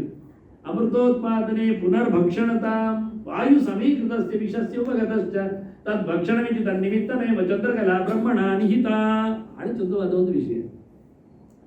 ಶಿವ ವಿಷ ಕುಡಿದ ಅಂತ ಒಂದುಂಟು, ನಂಜುಂಡ ಸ್ವಾಮಿಯಿಂದ. ಶಿವ ವಿಷ ಕುಡಿದದ್ದೇನು ಸತ್ಯ, ಆದರೆ ವಿಷವೇ ಕುಡಿದದ್ದ ಅಥವಾ ಅದರದ್ದು ಜೊಗಟ್ಟು ಕೊಜಂಟಿ ಕುಡಿದದ್ದು, ಹಿಂಡಿ ಹಿಪ್ಪೆ ಮಾಡಿದ್ದು, ನಿಸ್ಸಾರವಾದದ್ದು ಕುಡಿದದ್ದ ಅಂತ ಜನರಿಗೆ ಗೊತ್ತಿಲ್ಲ. ವಾಸ್ತವ ಏನು ಕೇಳಿದರೆ, ಎಲ್ಲ ಏನು ಬಂದರೂ ಜನರಿಗೂ ಹಿತ ಮಾಡುವಂಥದ್ದು ಪ್ರಾಣನ ಕತೆ. ಯಾಕೆ ಉಸಿರಾಟ ಚೆನ್ನಾಗಿದ್ರೆ ಎಲ್ಲ ಆಯಿತು ಅಂತ. ಉಸಿರು ಕಟ್ತಾ ಉಂಟು ವಿಷ ಬಂದಾಗ. ಅದಕ್ಕೆ ದೇವರು ಹೇಳಿದ, ವಾಯು ಚೋಚೆ ಪ್ರಶಾಂತಯೇ, ವಾಯುದೇವರೇ ಸ್ವಲ್ಪ ತಣ್ಣಗೆ ಮಾಡಿ ವಿಷವನ್ನು ಕಬಳಿಸಿ. ಸರಿ ಹೇಳಿ, ಬಂಗಾರದ ಪಾತ್ರೆಯಲ್ಲಿ ವಿಷವನ್ನು ಹಾಕ್ಕೊಂಡು ವಾಯುದೇವರು ಕುಡಿಲಿಕ್ಕೆ ಹೋದ. ಕೇಶಿ ವಿಷಸ್ಯ ಪಾತ್ರೆನೇ ರುದ್ರೇಣ ವಿವತ್ಸಹ ಅಂತ ಕುಡಿಲಿಕ್ಕೆ ಹೋದಾಗ ಇವ ಶಿವ ಕೇಳ್ತಾನೆ, ನನಗೊಂಚೂರು ಕೊಡಿ. ಈಗ ನೋಡಿದ, ಮತ್ತೆ ಎಲ್ಲಿಯಾದರೂ ಕೊಟ್ಟು ಬಿಟ್ಟು ಸತ್ಯ ಹೋದರೆ ಕೊನೆಗೆ ಒಂಚೂರು ಕೈಯಲ್ಲಿ ತೆಗೆದು ಅದನ್ನು ಹಿಚಿಕಿ ನಿಸ್ಸಾರ ಮಾಡಿ ಕೊಜಂಟಿ ಮಾತ್ರ ಕೊಟ್ಟ, ತಗೊಂಡು ಚೂರಿ. ಅದು ಚೂರು ತಿಂದದ್ದೇ ಅವನಿಗೆ ಗರಮಿ ಆಯ್ತಲ್ಲ. ಆಗ ಗಮ್ಮತ್ತುಂಟು, ತಿಂದ ವಿಷಯ ಮತ್ತೆ ಹೇಳ್ತೇನೆ ಇರಲಿ. ಆಗ ಅವನು ಹೇಳ್ತಾನೆ, ಪಾರ್ವತಿ ಕೇಳ್ತಾಳೆ, ನೀವೆಂಥದಕ್ಕೆ ಗ್ರಾಚಾರ ಮಾಡಲಿಕ್ಕೆ ವಿಷಯ ಎಲ್ಲ ತಗೊಂಡಿಗೆ ಹೋದದ್ದು, ಎಂತ ಆತ್ಮಹತ್ಯೆ ಕೇಸ ಎಲ್ಲ ಜೋರು ಮಾಡಿದ್ರು, ಮತ್ತೆ ನನ್ನ ಮಂಗಲವಾಗಿದ್ದ ಕಥೆ ಎಂಥದ್ದು? ಇಲ್ಲ ಮಾರಾಯಿತಿ, ನಾನು ವಿಷ ಕುಡ್ದದ್ದು ಹೌದು, ಅವನ ಹತ್ರ ಕೇಳಿ ನಟ್ಟಿ ಪಡೆದದ್ದು ಸರಿ, ಆದರೆ ನಾನು ಒಂದು ಧೈರ್ಯದಲ್ಲಿ ತಗೊಂಡಿದ್ದೆ. ಎಂತ ಧೈರ್ಯ ಅದು? ಇತಿ ನಾಮತ್ರಯೇಣೈವ ಪೀತಂ ದೇವಿ ಮಯಾ ವಿಷಂ, ನಾನು ಅಚ್ಯುತಾಯ ನಮಃ ಅನಂತಾಯ ನಮಃ ಗೋವಿಂದಾಯ ನಮಃ ಹೇಳಿ ಗುಳುಂಬ ಮಾಡಿದ್ದೇನೆ ಅಂತ. ನಾಮತ್ರಯದ ಪ್ರಭಾವದಲ್ಲಿ ನಾನು ಸಾಯಲಿಲ್ಲ, ಸೈಡ್ ಎಫೆಕ್ಟ್ ಆಗಲಿಲ್ಲ, ನನಗೆ ಮತ್ತೇನು ಸಹ ಚ್ಯುತಿ ಬರಲಿಲ್ಲ. ಕೈಕಾಲುಗಳು ಕಳೆದು ಹೋಗುವುದಾ, ಮೂರ್ಛೆ ತಪ್ಪುವುದಾ ಎಂತ ಆಗಲಿಲ್ಲ. ಎಚ್ಚರ ಉಂಟು. ಕೆಲವರು ಸಮ ಇರ್ತಾರೆ, ಮೈಂಡ್ ಆಫ್ ಆಗ್ತದೆ. ಮತ್ತೆಲ್ಲ ಸಮ ಉಂಟು, ಇನ್ನೂ ಸಮ ತಿಂತಾರೆ, ಅದರಲ್ಲಿ ಮೈಂಡ್ ಆಫ್ ಏನಿಲ್ಲ. ಬೇಕಾದ್ರೆ 2 ಸತಿ ಊಟ ಕೂತ್ಕೊಳ್ತಾರೆ. ನಾವೇ ಹೇಳ್ಬೇಕು, ಈಗ ಕೈ ತೊಳೆದಲ್ಲ ಪರವಾಗಿಲ್ಲ ಅದು ಮತ್ತೆ ತಿನ್ಸುದು ತಿಂತಾರೆ. ಆದರೆ ನೀವು ಹೇಳ್ತಾರೆ, ಅಚ್ಯುತ ನನಗೆಂಥದ್ದು ಕಳೆದೋಗ್ಲಿಲ್ಲ, ಅನಂತ ನನಗಂತೂ ಸಾವು ಬರಲಿಲ್ಲ, ಗೋವಿಂದ ಎಚ್ಚರ ಸರಿ ಉಂಟಲ್ಲ ಅಂತಾನೆ. ಮತ್ತೆಂಥದ್ದು ಬೇಕು, ಕುಡದೆ ಬಿಟ್ಟದ್ದು ಅಂತ. ನಾಮತ್ರಯದ ಜಪದ ಪ್ರವರ್ ಎಷ್ಟು ನೋಡಿ. ಇದು ಹೆಂಡತಿಗೆ ಹೇಳುದು ಸೀಕ್ರೆಟ್, ವಿಷ ಕುಡಿದಿದ್ದೇನೇನಾಗಲಿಲ್ಲ ಅಂತ. ಹಾಗಾಗಿ ವಾಯು ಸಮೀಕೃತಸ್ಯ ವಿಷಸ್ಯ ಉಪಗತಶ್ಚ, ಸ್ಪಷ್ಟವಾಗಿ ಮಹಾಭಾರತ ಹೇಳ್ತದೆ, ವಾಯುದೇವರದನ್ನು ಅಪ್ಪಚ್ಚಿ ಮಾಡಿ ಹಿಚ್ಚುಕಿ ಕೊಟ್ಟದ್ದು, ಅದನ್ನು ತಿಂದದ್ದು. ಆದರೂ ಅವನಿಗೆ ಸ್ವಲ್ಪ ಕಡಿಮೆ ಆಯ್ತು, ಹೆಚ್ಚು ಕಡಿಮೆ ಆಯ್ತು, ತಲೆ ತಿರುಗುವ ಹಾಗೆಲ್ಲ ಆಯ್ತು. ಅದಕ್ಕೆ ಕೂಡಲೇ ಬ್ರಹ್ಮದೇವರೊಂದು ಉಪಾಯ ಮಾಡಿದರು, ತಣ್ಣಗೆ ಮಾಡಿ. ಅದು ಭಯಂಕರ ಘಾಟಂತೆ ಕಾಲಕೂಟ ವಿಷ. ಅದಕ್ಕೆ ಅವರನ್ನು ತಂಪು ಮಾಡಲಿಕ್ಕೆ ನಾವಿವತ್ತು ಕ್ಯೂಬೆಯಲ್ಲಿ ಇಟ್ಕೊಳ್ಳೋದಿಲ್ಲ, ಐಸ್ ಕ್ಯೂಬೆಯಲ್ಲಿ ಇಟ್ಕೊಳ್ಳೋದಿಲ್ಲ. ಹಾಗೆ ಅವನಿಗೆ ಚಂದ್ರಕಲೆಯನ್ನು ಕೊಟ್ಟದ್ದು ಅಂತ ತಲೆ ಮೇಲೆ ಇದು ಇಟ್ಟು ಬಿಟ್ಟ ತವಟ್ಟ. ಯಾಕೆ ಇಟ್ಟ? ಬ್ರಹ್ಮದೇವ ಕೇಳಿದ್ರೆ, ಸೋಮೋ ಭೂತ್ ಬ್ರಹ್ಮಣೋಂಶೇನ ದತ್ತೋ ವಿಷ್ಣುಸ್ತು ಯೋಗವಿತ್ ದುರ್ವಾಸ ಅಶಂಕರಸ್ಯಾಂಶಃ. ಅತ್ರಿಯ 3 ಮಕ್ಕಳಲ್ಲಿ ಒಬ್ಬ ದುರ್ವಾಸ, ಅವ ಶಿವ, ಮುಂದೆ ಅವನ ಅವತಾರದಲ್ಲಿ ಬರ್ತದೆ ನೆಕ್ಸ್ಟ್. ಹಾಗಾಗಿ ಈ ಇನ್ನೊಬ್ಬ ದತ್ತಾತ್ರೇಯನೇ, ಅವನು ವಿಷ್ಣುವೆ. ಮತ್ತೊಬ್ಬ ಬ್ರಹ್ಮದೇವರ ಅಂಶದಲ್ಲಿ ಹುಟ್ಟಿದ ಬ್ರಹ್ಮ ಹುಟ್ಟಿ ಬರುವುದಿಲ್ಲ, ಅದರಿಂದ ಚಂದ್ರ. ಆದರೆ ಚಂದ್ರನಲ್ಲಿ ಬ್ರಹ್ಮನ ಸಮೀಕರಣ ಇರಲಿಕ್ಕೆ ಹೋಗಿ ರುದ್ರನನ್ನು ಸರಿ ಮಾಡಲಿಕ್ಕೆ ಬ್ರಹ್ಮನೇ ಸರಿಯಾದ್ರಿಂದ ಅವನು ತಲೆ ಕೈ ಇಡ್ತಾ ಕೂತ್ಕೊಳ್ಳೋದು ಅಂತ ಎಷ್ಟೊತ್ತು ಅಂತ. ಅದಕ್ಕೆ ಒಂದು ಕೆಲಸ ಮಾಡಿದ, ನಾನೊಂದು ತುಂಬ ಕೊಡ್ತೇನೆ ಸರಿ ಮಾಡಿ. ಹೀಗೆ ಚಂದ್ರಭೂಷಣ ಎಷ್ಟು ಚೆನ್ನಾಗಿದೆ ನೋಡಿ. ವಾಸ್ತವವಾಗಿ ಇವೆಲ್ಲ ಯಾರು ಹೇಳ್ತಾರೆ ನಿಮಗೆ? ಯಾಕೆ ಹೇಳ್ತಾರೆ? ಎಲ್ಲಿ ಹೇಳ್ತಾರೆ? ಗೆರೆಯಲ್ಲಿ ಹುಡುಕ್ತಾರೆ. ವಾಯು ಸರಿ ಮಾಡಿದ ವಿಷಯವೇ ನಮಗೆ ಶಿವನಲ್ಲಿ ಸಿಗುವುದಿಲ್ಲ ಅಂದಾಗ ಇದೆಲ್ಲ ವೈಷ್ಣವರು ಮಾಡಿಕೊಂಡದ್ದು. ಇದು ಮಾಧ್ವರದ್ದು ಕತೆ, ವಾಯುದೇವರ ಕತೆ ಎಲ್ಲ ಇರೋದು ಭಾರತದ ಚಿಂತೆ. ಇವತ್ತು ಸಿಗ್ತದೆ ಟೆಸ್ಟಲ್ಲಿ, ಎಲ್ಲ ಕಡೆ ಇರುವಂಥದ್ದು. ಹಾಗೆ ಬಹಳ ಚಂದವಾಗಿ. ಮತ್ತೆ ಇನ್ನೊಂದು ವಿಷಯ, ಚಂದ್ರನ ಮೇಲೆ ಶಿವನ ಒಂದು ನಂಟು. ಯಾಕೆಂದ್ರೆ ಈಶಾನದಲ್ಲಿ ಶಿವ ದಿಕ್ಪಾಲಕರನ್ನು ನೋಡಿಕೊಂಡ್ರೆ, ಉತ್ತರದಲ್ಲಿ ಸೋಮ ಚಂದ್ರ. ಚಂದ್ರ ಮತ್ತು ಈಶಾನ ಅಕ್ಕಪಕ್ಕದವರು, ನೆರೆಮನೆಯವರು. ಅದನ್ನು ಅವರಿಬ್ಬರಿಗೆ ಭಾರಿ ಫ್ರೆಂಡ್ಶಿಪ್, ಎಲ್ಲ ವಿಷಯದಲ್ಲಿ ಭಾರಿ ಖುಷಿ ಚಂದ್ರನಿಗೆ ಮತ್ತು ಶಿವನಿಗೆ. ಆದ್ರಿಂದ ಒಂದು ಸರ್ತಿ ಹೇಳ್ತಾನೆ, ದಕ್ಷಿಣ ಯಜ್ಞದಲ್ಲಿ ಆಗುವಾಗ ಒಂದು ಗಲಾಟೆ ಆಯಿತು. ಸಿಕ್ಕಾಪಟ್ಟೆ ಎಲ್ಲರೂ ಕೂತಿದ್ದಾರೆ, ಅವನೆಲ್ಲ ಗಲಾಟೆ ಮಾಡಿದ. ನಾನು ಪೆಟ್ಟುಮಡೆ ಮಾಡಿದ್ದೌದು, ಆದರೆ ನನಗೆ ಗೊತ್ತಾಯಿತು ಚಂದ್ರ ಯಾವುದರಲ್ಲಿ ಸೇರಲಿಲ್ಲ. ಆದರೆ ಏನು ಮಾಡುವ, ನಾನು ಹೋಗುವಾಗ ಅವನನ್ನು ಹೀಗೆ ಕಿಕ್ಕು ಕೊಟ್ಟು ಹೋಗಿದ್ದೇನೆ, ಅಂದರೆ ಪಾದದ ಅಂಗುಷ್ಟದಿಂದ ಅವನನ್ನು ಕುಕ್ಕಿ ಹೋಗಿದ್ದೇನೆ. ಅಲ್ಲಿ ವೀರಭದ್ರ ರೂಪದಲ್ಲಿದ್ದಾಗ ಹಾಗೆ ಹೋಗಿದ್ದೇನೆ. ನನಗೆ ಗೊತ್ತಾಯ್ತು ಅವೆಂತ ಮಾಡಲಿಲ್ಲ ಅಂತ. ಆದರೆ ನಾನು ಕಾಲ ತಾಗಿಸಿದ್ರಿಂದ ಒಂಚೂರು ಪೆಟ್ಟಾಯಿತು. ಆಗ ಮತ್ತೆ ಅವನು ದಮ್ಮೆ ಹಾಕಿದ್ದಾನೆ, ನನಗೆ ನಮಸ್ಕಾರ ಮಾಡಿ, ಅಯ್ಯೋ ಇಲ್ಲ ನಾನೆಂತ ಸಾರಿ ಎಲ್ಲ ಹೇಳಿ ನನ್ನನ್ನು ಭಾರಿ ಪ್ರೀತಿಸಿದ್ದಾನೆ. ಅವನಿಗೆ ಕಾಲು ಅವನೇ ನಾನೇ ತಾಗಿಸಿದ್ದು, ಆದರೆ ಯೋಚನೆ ಮಾಡಿದ್ದು ಕಾಲು ತಾಗಿದ್ದಕ್ಕೆ ಅವನೇ ಸಾರಿ ಹೇಳ್ತಾ ಇದ್ದಾನೆ. ನಾವು ಕೆಲವು ಮಾಡೋದಿಲ್ಲ, ಇಲ್ಲಾಂದ್ರೆ ನಮಗೆ ಹೊಡಿಲಿಕ್ಕೆ ಬರ್ತಾರೆ ಅವರು. ನಮ್ಮನೆ ತಾಗಿ ನಾವು ಹೇಳದಿದ್ರೆ ಅವನೇ ಹೇಳ್ತಾನೆ, ಆಯ್ತು ಮಾರಾಯ. ಹಾಗೆ ಹೇಳಿದ್ದಾನೆ. ಹಾಗಾಗಿ ನನಗೊಂದು ಬೇಜಾರಾಗಿದೆ ಅಂತ. ಅವನು ಸುಮ್ಮನೆ ನಾನು ಕಿಕ್ಕು ಕೊಟ್ಟಿದ್ದೇನಲ್ಲ, ಅದಕ್ಕೆ ಉಪಾಯ ಮಾಡಿದೆ, ಕಾಲಲ್ಲಿ ತುಳಿದದ್ದನ್ನು ತಲೆಯಲ್ಲಿ ಹೊತ್ಕೊಳ್ಳುವುದು ಅಂತ ಉಪಾಯ ಮಾಡಿ. ಇವತ್ತು ನಾವೆಲ್ಲ ಹಾಗೆ ಮಾಡ್ತೀವಿ. ಎಲ್ಲಿ ಅದು ಕಾಲ್ದಾಗಿದ್ರೆ ಹೀಗೆ ಕೈ ಮುಟ್ಟಿಸಿ ಮಂಡೆ ಬಂದರೆ ಅದನ್ನು ಮಂಡಿಯಲ್ಲಿ ಹೊತ್ಕೊಳ್ಬೇಕು ಅಂತ ಕ್ರಮ. ಅದು ಯಾರದ್ದಾದ್ರೂ ಕಾಲದಾಗಿದಾಗ ಅವರ ಮಂಡೆಯನ್ನು ನಿಂತ್ಕೊಂಡ್ರೆ ಇಲ್ಲಿ ಆಗ್ತದೆ. ಅವ್ರಿಗೆ ನಾವು ಮಂಡೆ ಬಗ್ಗಿಸಿದ್ರೆ ಒಳ್ಳೆಯದು. ಅಥವಾ ಅವರು ಕಾಲದೆತ್ತಿನ ಮಂಡೆ ಹಾಕಿದವರು ಅವರ ಮಂಡೆ ಕೆಳಗೆ ಹೋಗುದಿಲ್ವ? ಅದಾಗುದಿಲ್ಲ. ಅದೆಲ್ಲ ಸಾಂಸ್ಕೃತಿಕವಾದ ಮೌಲ್ಯಗಳು ಎಷ್ಟು ಚೆನ್ನಾಗಿದೆ ಅಂತ. ಸೋಮಸ್ತತ್ರ ಮಯಾದೇವಿ ಕುಪಿತೇನ ವೃಷಾರ್ಜಿತ. ಅಲ್ಲಿ ಯಜ್ಞಮಂಟಪದಲ್ಲಿ ನಾನು ಬಹಳ ಜೋರಾಗಿ ಕಿಕ್ಕು ಕೊಟ್ಟಿದ್ದು. ಹೇಗೆ ಪಶ್ಚಾಶ್ಚ ಅನಪರಾಧಿ ಸರ್, ನನ್ಗೆ ಗೊತ್ತುಂಟ ಅಪರಾಧ ಮಾಡಲಿಲ್ಲ ಅಂತ. ಆದರೂ ಪಾದಾಂಗುಷ್ಟೇನ ತಾಡಿತ, ಕಾಲಿನ ಅಂಗುಷ್ಟದಿಂದ ಕಿಕ್ ಮಾಡಿದ್ದೇನೆ. ತಥಾಪಿ ವಿವೃತೇನ ಅಹಂ ಸಮಪೂರ್ವ ಪ್ರಸಾದಿತ. ಅಷ್ಟು ಮಾಡಿದ್ರು ಅವನೇ ನಮಗೆ ಸಾರಿ ಹೇಳಿದ್ದಾರೆ. ತನವೇ ಚಿಂತೆಯತಷ್ಟಾಸಿ ಪಶ್ಚಾತ್ತಾಪ ಪುರಾಪ್ರಿಯೇ. ಪಾರ್ವತಿ ಹತ್ರ ಹೇಳ್ತಾನೆ, ನನಗೆ ಹಿಂದೆ ಹಾಗೆ ಮಾಡಿದ್ದಕ್ಕೆ ಬೇಜಾರಾಗಿತ್ತು, ಎಂತ ಮಾಡುವ? ತದಾ ಪ್ರವೃತ್ತಿ ಸೋಮಂ ವೈಶಿರ ಸಾಧಾರಯಾಮ್ಯ. ಆವತ್ತಿನಿಂದ ನಾನು ಅವನ ಕಲೆಯನ್ನು ಮೇಲೆ ಕೂತ್ಕೊಂಡಿದ್ದೆ. ಏವಮ್ಮೇ ಭಾವಹಾನಿಸ್ತು ಭವೇದಿತಿ ಮತ್ತೆ ಹೀಗೆ ನಾನು ಮಾಡಿದ ತಪ್ಪಿಗೊಂದು ಪ್ರಾಯಶ್ಚಿತ್ತ ಆಗ್ತದೆ. ಬೆಲೆ ಚಂದ್ರನನ್ನು ಹೊತ್ತುಕೊಂಡದ್ದನ್ನು ಚಂದ್ರ ಅಂತಲ್ಲ, ಅಲ್ಲಿ ಬ್ರಹ್ಮ ಇದ್ದಾನೆ, ವಿಜ್ಞಾನಮಯ ಕೋಶದ ಅಧಿಪತಿ. ಅಪ್ಪನನ್ನು ಮೆರೆಯಿಸುವುದು ಸಂಗತಿ ಅಲ್ಲವೇ ಅಲ್ಲ. ಹೀಗೆ ಒಂದು ಅದ್ಭುತವಾದ ಒಂದು ಚಿಂತನೆಯನ್ನು ಮಹಾಭಾರತ ಎಷ್ಟು ವಿಷಯ ಉಂಟುಂಟದೆ. ಅದು ನೋಡುವುದಿಲ್ಲ, ಹೇಳುವುದಿಲ್ಲ, ಕೇಳುವುದೇ ಅಂತ ಆಶ್ಚರ್ಯ ಆಗಿದೆ. ಆ ಗೆರೆಗಳು ಎಷ್ಟು ಒಳ್ಳೆದಿದೆ, ಎಷ್ಟು ಚೆನ್ನಾಗಿರ್ತದೆ. ಮತ್ತೆ ಅವನಿಗೆ ರೋಗ ಬಂದಾಗ ಬಂದದ್ದೆಲ್ಲ ಉಂಟು, ಅದು ಬೇರೆ ಕತೆ. ಅವನು ಚಂದ್ರ ಕೇಳಿಕೊಳ್ತಾನೆ, ವೈದ್ಯ ಹೇಳಿಕೊಂಡು ತಲೆ ಮೇಲೆ ಕೂತ್ಕೊಂಡು ಹೇಳ್ತಾನೆ, ಎಲ್ಲ ಶಾಂತಿ ಸರಿ. ಆದರೆ ಇದರದ್ದೇ ಆಗಿರತಕ್ಕ ಒಂದು ಪಿಕ್ಚರ್ ಬಹಳ ಚೆನ್ನಾಗಿದೆ. ಹಾಗಾಗಿ ನಾನು ಚಂದ್ರಕ ಮಂದಿರನನ್ನು ಚಂದ್ರೇಶ್ವರನನ್ನು ಕೊಟ್ಟಿದ್ದೇನೆ. ಚಂದ್ರ ಮೌಳೀಶ್ವರ ಹೇಳಬೇಕಾಗಿಲ್ಲ, ಚಂದ್ರೇಶ್ವರ ಸಾಕಾಗುತ್ತೆ. ಇರಲಿ, ಚಂದ್ರ ಮೌಳಿಯಲ್ಲಿದ್ದ ಈಶ್ವರ. ಹಾಗಾಗಿ ನಮ್ಮ ಪಕ್ಕದ ದೇವರು ಇಲ್ಲೇ ಇದ್ದಾನೆ. ಶಿವರಾತ್ರಿಗೆ ಇವತ್ತೇ ನೋಡಿ ಕೈ ಮುಗಿಲಿಕ್ಕೆ ಆಗುತ್ತದೆ. ಚಂದ್ರ ಮೌಳೀಶ್ವರ. ನೆಕ್ಸ್ಟ್ ಪಶ್ಚಿಮೇತು ಮುಖ್ಯೇ ಸತ್ಯ ವಾಮದೇವಸ್ತೋತ್ತರೇ ಪೂರ್ವೇ ತತ್ಪುರುಷಂ ವಿದ್ಯಾತ್ ಅಘೋರಂ ಚಾಪಿ ದಕ್ಷಿಣೆ ಈಶಾನಃ ಪಂಚಮೋ ಮಧ್ಯೆ ಸರ್ವೇಷಾಂ ಉಪರಿಸ್ಥಿತಃ. ಇವರು 5 ಜನ ಎಲ್ಲಿದ್ದಾರೆ ಅಂತ ಹೇಳುವುದಕ್ಕೆ ಆಗ ಒಬ್ಬನನ್ನು ಮಾತ್ರ ಮೇಲಕ್ಕಿದ್ದದನ್ನು ತೋರಿಸಿಕೊಟ್ಟಿದೆ, ಈಶಾನ ಅಂತ. ಪಶ್ಚಿಮದಲ್ಲಿರುವವನು ಸದ್ಯೋಜಾತ, ಹಸಿರು ಮೋರೆಯವ. ವಾಮದೇವ ಉತ್ತರದಲ್ಲಿದ್ದಾನೆ, ಕೆಂಪು ಮೋರೆಯವ. ಪೂರ್ವದಲ್ಲಿ ತತ್ಪುರುಷ ಇದ್ದಾನೆ, ಹಳದಿಯವ. ಅಘೋರಂ ಅವನು ಕಪ್ಪು ಇದ್ದಾನೆ ದಕ್ಷಿಣದಲ್ಲಿ, ಈಶಾನ ಬಿಳಿ ಇದ್ದಾನೆ. ಅದಕ್ಕೆ ಅವರು PPT ಕೆಲಸ ಮಾಡುವರಂದ್ರೆ ಪ್ರೋಗ್ರಾಮ್ ಅಲ್ಲಿ ಕೊಡುವವರೆಲ್ಲ ಚೆನ್ನಾಗಿ ಮಾಡಿ ಅದೇ ಬಣ್ಣ ಎಲ್ಲ ಹಾಕೊಂಡು ಇಬ್ಬರಿಬ್ಬರು ಈ ಸರ್ತಿ ಶ್ರೀನಿಧಿ ಇದ್ದ, ಸಚಿನ್ ಇದ್ದಾರೆ. ಅವರಿಬ್ಬರಿಗೂ ನಾನು ಇದರ ಮಧ್ಯೆಯಲ್ಲಿ ಧನ್ಯವಾದ ಹೇಳ್ತಾ ಇರ್ತೇನೆ. ಅಂದರೆ ಬಹಳ ಸುಂದರವಾದ ಕೆಲಸ, ಹೇಳಿದಾಗೆ ಮಾಡಿಕೊಡ್ತಾರೆ. ಅದು ಅವರು ಹಾಗೆ ಬರಲಿ ಆಯ್ತು ಅಂದರೆ ಆಗ್ತಾರೆ, ನನ್ನ ಇಷ್ಟಕ್ಕೋಸ್ಕರ ಆಗ್ತಾರೆ, ಜನರು ಇಷ್ಟ ಆಗಲಿಂದ ನನ್ನ ವಿಷಯ ಇರಲಿ. ಬಹಳ ಚಂದವಾಗಿ ಇವನ ಅಘೋರನ ಚಿಂತನೆ ಹೇಗಿರ್ತದೆ, ಸುಮಾರು ಕೈಗಳು ಬಂದಾಗ ಹೇಗಿರ್ತದೆ, 8 ಕೈಯವರ ಬಗ್ಗೆ ಎಲ್ಲೋ ಒಂದು ಹುಡುಕಿ ಕೆಲವು ಕೆಲಸ ಮಾಡಿದ್ದೇನೆ, ಬಹಳ ಸುಂದರವಾಗಿ. ಅಂದರೆ ಕೆಂಪಿರುವವನು ಹೇಗಿರ್ತಾನೆ ಅಂದರೆ ಇಡೀ ಮೈ ಕೆಂಪಾದಾಗ ಹೇಗಿರ್ತದೆ ಅಂತ ತೋರಿಸಲಿಕ್ಕೆ ಒಬ್ಬರೊಬ್ಬರು ಇದರ ಮಧ್ಯೆಯಲ್ಲಿ ಬರ್ತಾ ಇರ್ತಾರೆ ನೋಡ್ಲಿಕ್ಕೆ. ಪಕ್ಕದಲ್ಲಿಯೂ ಗಮನಿಸುವುದು ಒಂದು ದೊಡ್ಡ ವಿಷಯವೇ. ಹೀಗೆ ಪಂಚರೂಪನಿಗೆ ಪಂಚಾಮೃತದ ಅಭಿಷೇಕ ಒಂದು ವಿಶೇಷ. ಪಯೋ ದಧಿ ಘೃತ ಕ್ಷೌದ್ರ ಶರ್ಕರಾಜ್ಯೈ ಅನುಕ್ರಮ ಈಶಾದಿ ಮಂತ್ರೈ ಸಂಸ್ಥಾಪ್ಯ ಶಿವಲೋಕ ಮಮಾಪ್ನುಯಾತ್. ಪಂಚಮಂತ್ರಗಳಿವೆ. ಈಶಾನ, ಸತ್ಯೋಜಾತ, ವಾಮದೇವ, ತತ್ಪುರುಷ, ಅಘೋರ. ಈ 5 ಜನರಿಗೋಸ್ಕರವೇ 5 ಆಹುತಿಗಳು, ಅಭಿಷೇಕದಲ್ಲಿ ಇರತಕ್ಕಂಥ ವಸ್ತುಗಳು. ಪಯಸ್ಸು ಅಂದರೆ ಹಾಲು, ದಧಿ ಅಂದರೆ ಮೊಸರಾಗಲಿಕ್ಕೆ ನಿನ್ನೆದಾಗಬೇಕು ಅಂತ ಕ್ರಮ. 1 ದಿನದ ಹಿಂದಿನ ಹಾಲೇ ಹೆಪ್ಪುಗಟ್ಟಿದ್ದೆ ಮೊಸರು.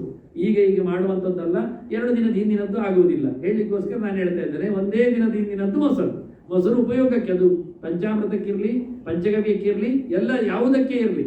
ಮೊಸರು ಅಂದರೆ ನಿನ್ನೆದು, ಮೊನ್ನೆದ್ದಲ್ಲ, ಇವತ್ತಿದ್ದು ಅಲ್ಲ. ಹಾಗೆ ಘೃತ ತುಪ್ಪ, ಮತ್ತೆ ಕ್ಷೌದ್ರ ಅಂದರೆ ಜೇನುತುಪ್ಪ, ಮತ್ತೆ ಶರ್ಕರ ಅದು ಕಬ್ಬಿನ ರಸ ವಾಸ್ತವವಾಗಿ, ಅಂದರೆ ಚೆನ್ನಾಗಿ ಹಿಂಡಿದ್ದು ಅಂತ ಅರ್ಥ. ಹೀಗೆ ಪಂಚ ಅಮೃತದಿಂದ 5 ರಸದಿಂದ ಇವತ್ತು ಕಬ್ಬಿನ ಹಾಲಿನ ಬದಲಿಗೆ ಕಬ್ಬು ಹಿಂಡಿದ್ರೆ ಬರ್ತದೆ. ಒಳ್ಳೆ ತಂದು ಸಿಪ್ಪೆ ತೆಗೆದಾಗ ಕೈಯಲ್ಲಿ ಹೀಗೆ ಮಾಡಿದರೆ ಇಳಿದದೆ, ಇಲ್ಲ ಜಜ್ಜಿದ್ರು ಬರ್ತದೆ. ಮತ್ತು ಒಮ್ಮೆ ಮಿಕ್ಸಿ ಹಾಕಿದ್ರೆ ತೆಗಿಬೋದು, ಮೈಲಿಗೇನು ಆಗುವುದಿಲ್ಲ. ಯಾಕೆಂದರೆ ಒರಿಜಿನಲ್ ಅದೇ ನೀರೆಲ್ಲ ಹಾಕಲಿಲ್ಲ, ಶೀತವಾಗಿ ತೆಗೆಯುವ ರಸ ಅದು. ಹೀಗೆ ಕ್ರಮ. ಅದು ಮತ್ತೆ ಹೆಂಟೆ ಬೆಲ್ಲ ಇಡುವುದಾಗಲಿ, ಸಕ್ಕರೆಯನ್ನು ಗೋಣಿಯಲ್ಲಿ ಸುರಿಪುವುದಾಗಲಿ ಸಮಯ ಇಲ್ಲದ ವಿಷಯ. ವಾಸ್ತವವಾಗಿ ಮಾಡಬೇಕಾದ್ದು ಹಾಗೆ ದೇವರ ಮಣ್ಣೆ ಮೇಲೆ ಒಂದುಂಡೆ ಬೆಲ್ಲ ಇಡುವುದು ಅದೆಲ್ಲ ಮಾಡಲಿಕ್ಕೆಲ್ಲ. ಇಲ್ಲಿ ಪಂಚಾಮೃತ ಅಂದರೆ 5 ಅಮೃತ ಅಂದರೆ ವಾಟರ್, ನೀರು. 5 ನೀರುಗಳು, ದ್ರವಗಳು ಅಂತ ಅರ್ಥ. ಜೇನುತುಪ್ಪ ದ್ರವ, ತುಪ್ಪ ದ್ರವ, ದರಿದ್ರವ, ಪಯದ್ರವ. ಅದರಂತೆ ವಾಸ್ತವವಾಗಿ ಕಬ್ಬಿನ ರಸ. ಓಕೆ, ಈಗ ಗಂಗಾಧರನ ಬಗ್ಗೆ ಅಭಿಷೇಕ ಪ್ರಿಯನಾದಂತಹ ರುದ್ರನನ್ನು ನೀವೆಲ್ಲ ಮಾಡದಿದ್ರೆ ಅವನೇ ಮಾಡಿಕೊಳ್ತಾನೆ ನೋಡಿ. 4 ಕೈಗಳಿಂದ ಹಾಕೊಳ್ತಾನೆ ನೀರು, ಮತ್ತೆಲ್ಲ ತರ್ತಾನೆ, ಇದು ಕೊಡಿ ಅಂತ. ಬಹಳ ಚೆನ್ನಾಗಿರುತ್ತೆ. ಅಂದರೆ ಇದೆಲ್ಲ ಅದ್ಭುತವಾದಂತಹ ಚಿಂತನೆಗಳು ಅವನಲ್ಲಿ. ಯಚ್ಚೌಚ ನಿಸ್ತೃತ ಸರಿ ಪ್ರವರೋಧಕೇನ ತೀರ್ಥೇನ ಮೂರ್ತಿ ಅಧಿಕೃತೇನ ಶಿವ ಶಿವಭೂತ್. ಭಾಗವತದಲ್ಲಿ ಶಿವನೇ ಇದ್ದಾನೆ, ಶುಕ ಅವನೇ ಹೇಳ್ತಾನೆ, ನಾನು ಶಿವ ಅಲ್ವಾ? ಹೌದು. ನಾನು ಅಶಿವನ? ಅಲ್ಲಪ್ಪ, ನೀನು ಅಶಿವನೇ. ಶಿವ ಯಾಕೆ? ಮೈಲಿಗೆ ಅಲ್ವ ನೀನು? ಹೇಗೆ? ನೀನು ಮಸಣದಲ್ಲಿ ಇರುವುದು ಮೈಲಿಗೆ. ಮಸಣಕ್ಕೆ ಹೋಗಿ ಬಂದವರೇ ಮೈಲಿಗೆ, ಹೋಗಿ ಬಂದವರನ್ನು ಮುಟ್ಟಿದವರು ಮೈಲಿಗೆ, ಮತ್ತೆ ನೀನು ಇರುವವನು ಮೈಲಿಗೆ ಅಲ್ವಾ? ಹೆಣದ ಜೊತೆಯಲ್ಲಿ ಇರ್ತಿ, ಸ್ಮಶಾನದ ಬೂದಿಯನ್ನು ಹೊತ್ಕೊಳ್ತಿ, ಕೈಯಲ್ಲಿ ಕಪಾಲಿಟ್ಕೊಳ್ತಿ, ದಿಗಂಬರನಾಗಿ ಇರ್ತಿ, ನೀನು ಎಷ್ಟು ಮೈಲಿಗೆ ಕೇಳಿದರೆ ಎಲ್ಲ ಸರಿ ನೀನು ಹೇಳಿದ್ದು, ಮತ್ತು ಮುಂದುವರಿಸು ನನ್ನ ಲಕ್ಷಣ, ನನ್ನ ಬಣ್ಣನೆ ಆಗಲಿ, ಮತ್ತೆ ಎಲ್ಲ ನೋಡು, ಮೋರೆ ನೋಡಿದಿ, ಕೈ ನೋಡಿದಿ, ಕಾಲು ನೋಡಿದಿ, ಬಾಯಿ ನೋಡು, ತಲೆ ನೋಡು. ಎಂಥದ್ದು ತಲೆ ನೋಡು? ಗಂಗೆ ಮತ್ತೆ ಮಡಿ ಅಲ್ವಾ ಅದು? ದೇವರ ಪಾದೋದಕ ಅಲ್ವಾ? ದೇವರ ಪಾದೋದಕವನ್ನು ನಿರಂತರ ನಾನು ಧರಿಸಿದ್ದರಿಂದ ನಾನು ಎಲ್ಲಿದ್ದರೂ ಮಡಿ ಅಂದ. ಮುಗಿದೋಯ್ತು. ಚೌಚ ನಿಸ್ತೃತ ಸರಿ ಪ್ರವರೋದಕೇನ. ತೀರ್ಥದಲ್ಲಿಯೇ ದೊಡ್ಡ ತೀರ್ಥ ಪ್ರವರ ಉದಕ, ಅದು ನದಿಗಳೆಲ್ಲ ದೊಡ್ಡ ವಿಷಯ. ಗಂಗೆ ತೀರ್ಥೇನ, ಅದು ಭಗವಂತನ ಪಾದದಿಂದ ಚಿಮ್ಮಿ ಬಂದದ್ದು. ಮೂರ್ತಿ ಅಧಿಧೃತೇನ, ತಲೆಯ ಮೇಲೆ ನಾನು ಅಧಿಕವಾಗಿ ಪ್ರೀತಿಯಿಂದ ಹೊತ್ಕೊಂಡಿದ್ದೇನೆ. ಅಧಿಧೃತ, ಹೊತ್ತುಕೊಳ್ಬೇಕು ಅಂತ ಹೊತ್ಕೊಂಡಿದ್ದೇನೆ ಪ್ರೀತಿಯಿಂದ ದೇವರ ತೀರ್ಥ ಅಂತೇಳಿ. ನಾನೀಗ ಮೇಲಿಗೆ ಅವನ ತೀರ್ಥ ಹಾಕಿದ್ರೆ ಎಲ್ಲ ಕಡೆ ಮಡಿ ಆಗುತ್ತೆ ಅಂತ ಹೇಳ್ತಾರೆ ಅವರು. ತೀರ್ಥ ಪ್ರೋಕ್ಷಣೆ ಮಾಡಿ ಎಲ್ಲ ಕಡೆ ಹಾಕಿ ಅಂದರೆ ಮಡಿ ಆಗ್ತದೆ. ಮಡಿ ಆಗ್ತದೆ ನೋಡಿ, ಎಣ್ಣೆ ಇದ್ದಲ್ಲಿ ತೀರ್ಥ ಆಗಿದ್ರೆ ಮಡಿ ಆಗುತ್ತೆ. ಎಣ್ಣೆ ನಂತರ ಮತ್ತು ಹೋದಂದ್ರೆ ಹೇಳ್ತಾರೆ ಅವರು, ಸಗಣಿ ನೀರೆಲ್ಲ ಹಾಕಿ ಪ್ರೋಕ್ಷಣೆ ಮಾಡಿ ಮತ್ತೆ ತೀರ್ಥ ಹಾಕಿ ಬಿಡಿ, ಮಡಿ ಆಗ್ತದೆ. ಆಯ್ತಲ್ಲ, ತೀರ್ಥ ಆಗಿದ್ರೆ ಮಡಿ ಆಗುದಾದ್ರೆ ತೀರ್ಥ ತಲೆಯಲ್ಲೇ ಹೊತ್ಕೊಂಡವನಿಗೆ ಎಷ್ಟು ಮಡಿ ಇಲ್ಲ. ನಾನು ಮಡಿ ಅಂದವನು. ಶಿವ ಶಿವಭೂತ್, ಶಿವ ಶಿವಾಗಲಿಕ್ಕೆ ಕಾರಣವೇ ಭಗವಂತನ ಪಾದೋದಕ. ತಲೆಯಲ್ಲಿ ಬಾಯಲ್ಲಿ ಭಗವಂತನ ನಾಮ, ರಾಮನಾಮ ಹೇಳ್ತಾ ಇರ್ತಾನೆ, ಕೃಷ್ಣ ಕೃಷ್ಣ ಅಂತ ಇರ್ತಾನೆ. ಮಡಿಯಾಗದೆ ಇರ್ತದೆ. ನಾವು ಬೇಡದಿದ್ದದ್ದು ಹೇಳ್ತಾ ಇರ್ತೇವೆ, ಮಡಿ ಅಂತೇಳಿ ಬೊಬ್ಬೆ ಹೊಡಿತೇವೆ ಅಂತ ಉಪಯೋಗ ಮಟ್ಟಿಗೆ ಹೇಳ್ತಾರೆ. ತಲೆಯಲ್ಲಿ ಬೇಡದಿದ್ದದ್ದು, ಬಾಯಲ್ಲಿ ಪರ್ಕಟು, ಇಂಥ ವಿಷಯದಲ್ಲಿ ನಾವು ಮಡಿ ಆಗುದೇ. ಅವನ ತಲೆಯಲ್ಲಿ ಗಂಗೆ, ಬಾಯಲ್ಲಿ ಭಗವಂತ. ಏನು ಹೇಳು, ಎಷ್ಟು ಸುಂದರವಾಗಿ. ಸ್ತುತಿ ಪ್ರಿಯೋ ಮಹಾವಿಷ್ಣು ಅವಿವೇಕ ಪ್ರಿಯ ಶಿವ. ಇದು ಪ್ರಮಾಣವನ್ನು ಮಂತ್ರಮೋದಿ ಇದ್ದಾಗಿದ್ದೇನೆ, ಮತ್ತೆ ಬೈಯೋದು ಬೇಡ ಅಂತ. ಎಲ್ಲಿದ್ದು ಅಂತ ಅವನು ಕೆಲವೊಮ್ಮೆ ನಾನು ಹೇಳಿಕೊಡುವಾಗಲೂ ಕೇಳಿದ್ದುಂಟು ಶ್ರೀನಿಧಿ ನನ್ನ ಹತ್ರ, ಇದು ಎಲ್ಲಿದ್ದು ಹೇಳಿದ್ದು ಅವನಿಗೆ ಕಿವಿ ಹೇಳ್ತೀನಿ ಕೆಲವೊಮ್ಮೆ. ಹಾಗಾಗಿ ಈ ಸರ್ತಿ ಹೆಚ್ಚಿನದ್ದೆಲ್ಲ ಎಲ್ಲಿ ಉಂಟು ಅಂತ ಹೇಳಿಬಿಟ್ಟಿದ್ದೇನೆ. ಅವನು ಕೇಳಿದ್ದ ಅಂತ ಹೇಳಿಕೊಂಡು ಹೇಳಿಬಿಡ್ತೇನೆ. ಸ್ತುತಿಪ್ರಿಯೋ ಮಹಾವಿಷ್ಣು, ದೇವರನ್ನು ಅವನಿಗೆ ಅರ್ಚನೆಯ ಮುಖ್ಯ ಅಲ್ಲ, ಅವನಿಗೆ ಮಾತು ಮುಖ್ಯ. ನೀನು ಸ್ತುತಿಸು, ದೇವರ ಗುಣವನ್ನು ಹೇಳು, ಅವನ ವೈಭವವನ್ನು ತಿಳಿಸು. ಎಲ್ಲ ಶಬ್ದಗಳಿಂದ ಭಗವಂತನ ಚಿಂತನೆ ಆಗಲಿ, ದೇವರಿಗೆ ಬೇಕಾದದ್ದು. ಆನಂತರ ಇವನಿಗೆ ಬೇಕಾದ್ದು ಅಭಿಷೇಕ ಪ್ರಿಯ. ಅಧಾರೇಯಂ ಸುನಿರಂತರ ಸ್ತೃತಜಲ ಕಾರ್ಯಾಚಯಾಮತ್ರಯಂ. ಲಕ್ಷಣ ಸಂಹಿತೆಯಲ್ಲಿ ಉಂಟು. ಶಿವಲಿಂಗದ ಮೇಲೆ ಒಂದು ಗಂಗಾ ಪಾತ್ರೆ ಅಂತ ಇರ್ತದೆ, ಗಂಗಾಳ ಅಂತ ಕರೀತಾರೆ. ಇವತ್ತು ಗಂಗಾ ಜಲ ಅಂತ ಅರ್ಥ ಅದು ವಾಸ್ತವವಾಗಿ. ಅದು ಪಾತ್ರೆಯಾಗಿ ಹೇಳಿದ್ರಲ್ಲಿ ಗಂಗೆ ಇರಬೇಕು ಅಂತ, ಅವನ ಮೇಲೆ ಹೊತ್ಕೊಂಡು ಬೀಳ್ತಾ ಇರಬೇಕು ಅಂತ. ಅದು ಎಷ್ಟರ ಹೊತ್ತಿಗೆ ಹೇಳಿದ್ರೆ ಕಾರ್ಯಾಚಯಾಮತ್ರಯಂ. ರಾತ್ರಿ ಪೂಜೆ ಮುಗೀತದೆ. ರಾತ್ರಿ ಪೂಜೆ ಮುಗಿಯುವುದು ಅಂದ್ರೆ ರಾತ್ರಿ ಬಂದಾಗ ಪೂಜೆ ಆಗ್ತದೆ. ಸೂರ್ಯ ಕಂಡಿದ ಬಳಿಕ ರಾತ್ರಿ ಬರ್ತದೆ. ರಾತ್ರಿ ಬರುವಾಗ ನಕ್ಷತ್ರ ಕಾಣ್ತದೆ. ನಕ್ಷತ್ರ ಕಂಡಾಗ ರಾತ್ರಿ ಪೂಜೆ ಆಗ್ತದೆ. ಅಲ್ಲಿಗೆ 6 ಗಂಟೆ ಅಸ್ತ ಆದರೆ 9 ಗಂಟೆಗೆ ಪೂಜೆ ಮುಗೀತದೆ. ಪೂಜೆ ಮುಗಿದ ನಂತರ ಯಾಮತ್ರಯ ಧಾರೆ ಬರಬೇಕು, ಮತ್ತೆ ನೀರು ತುಂಬಿಸಿ ಬರುದವರು.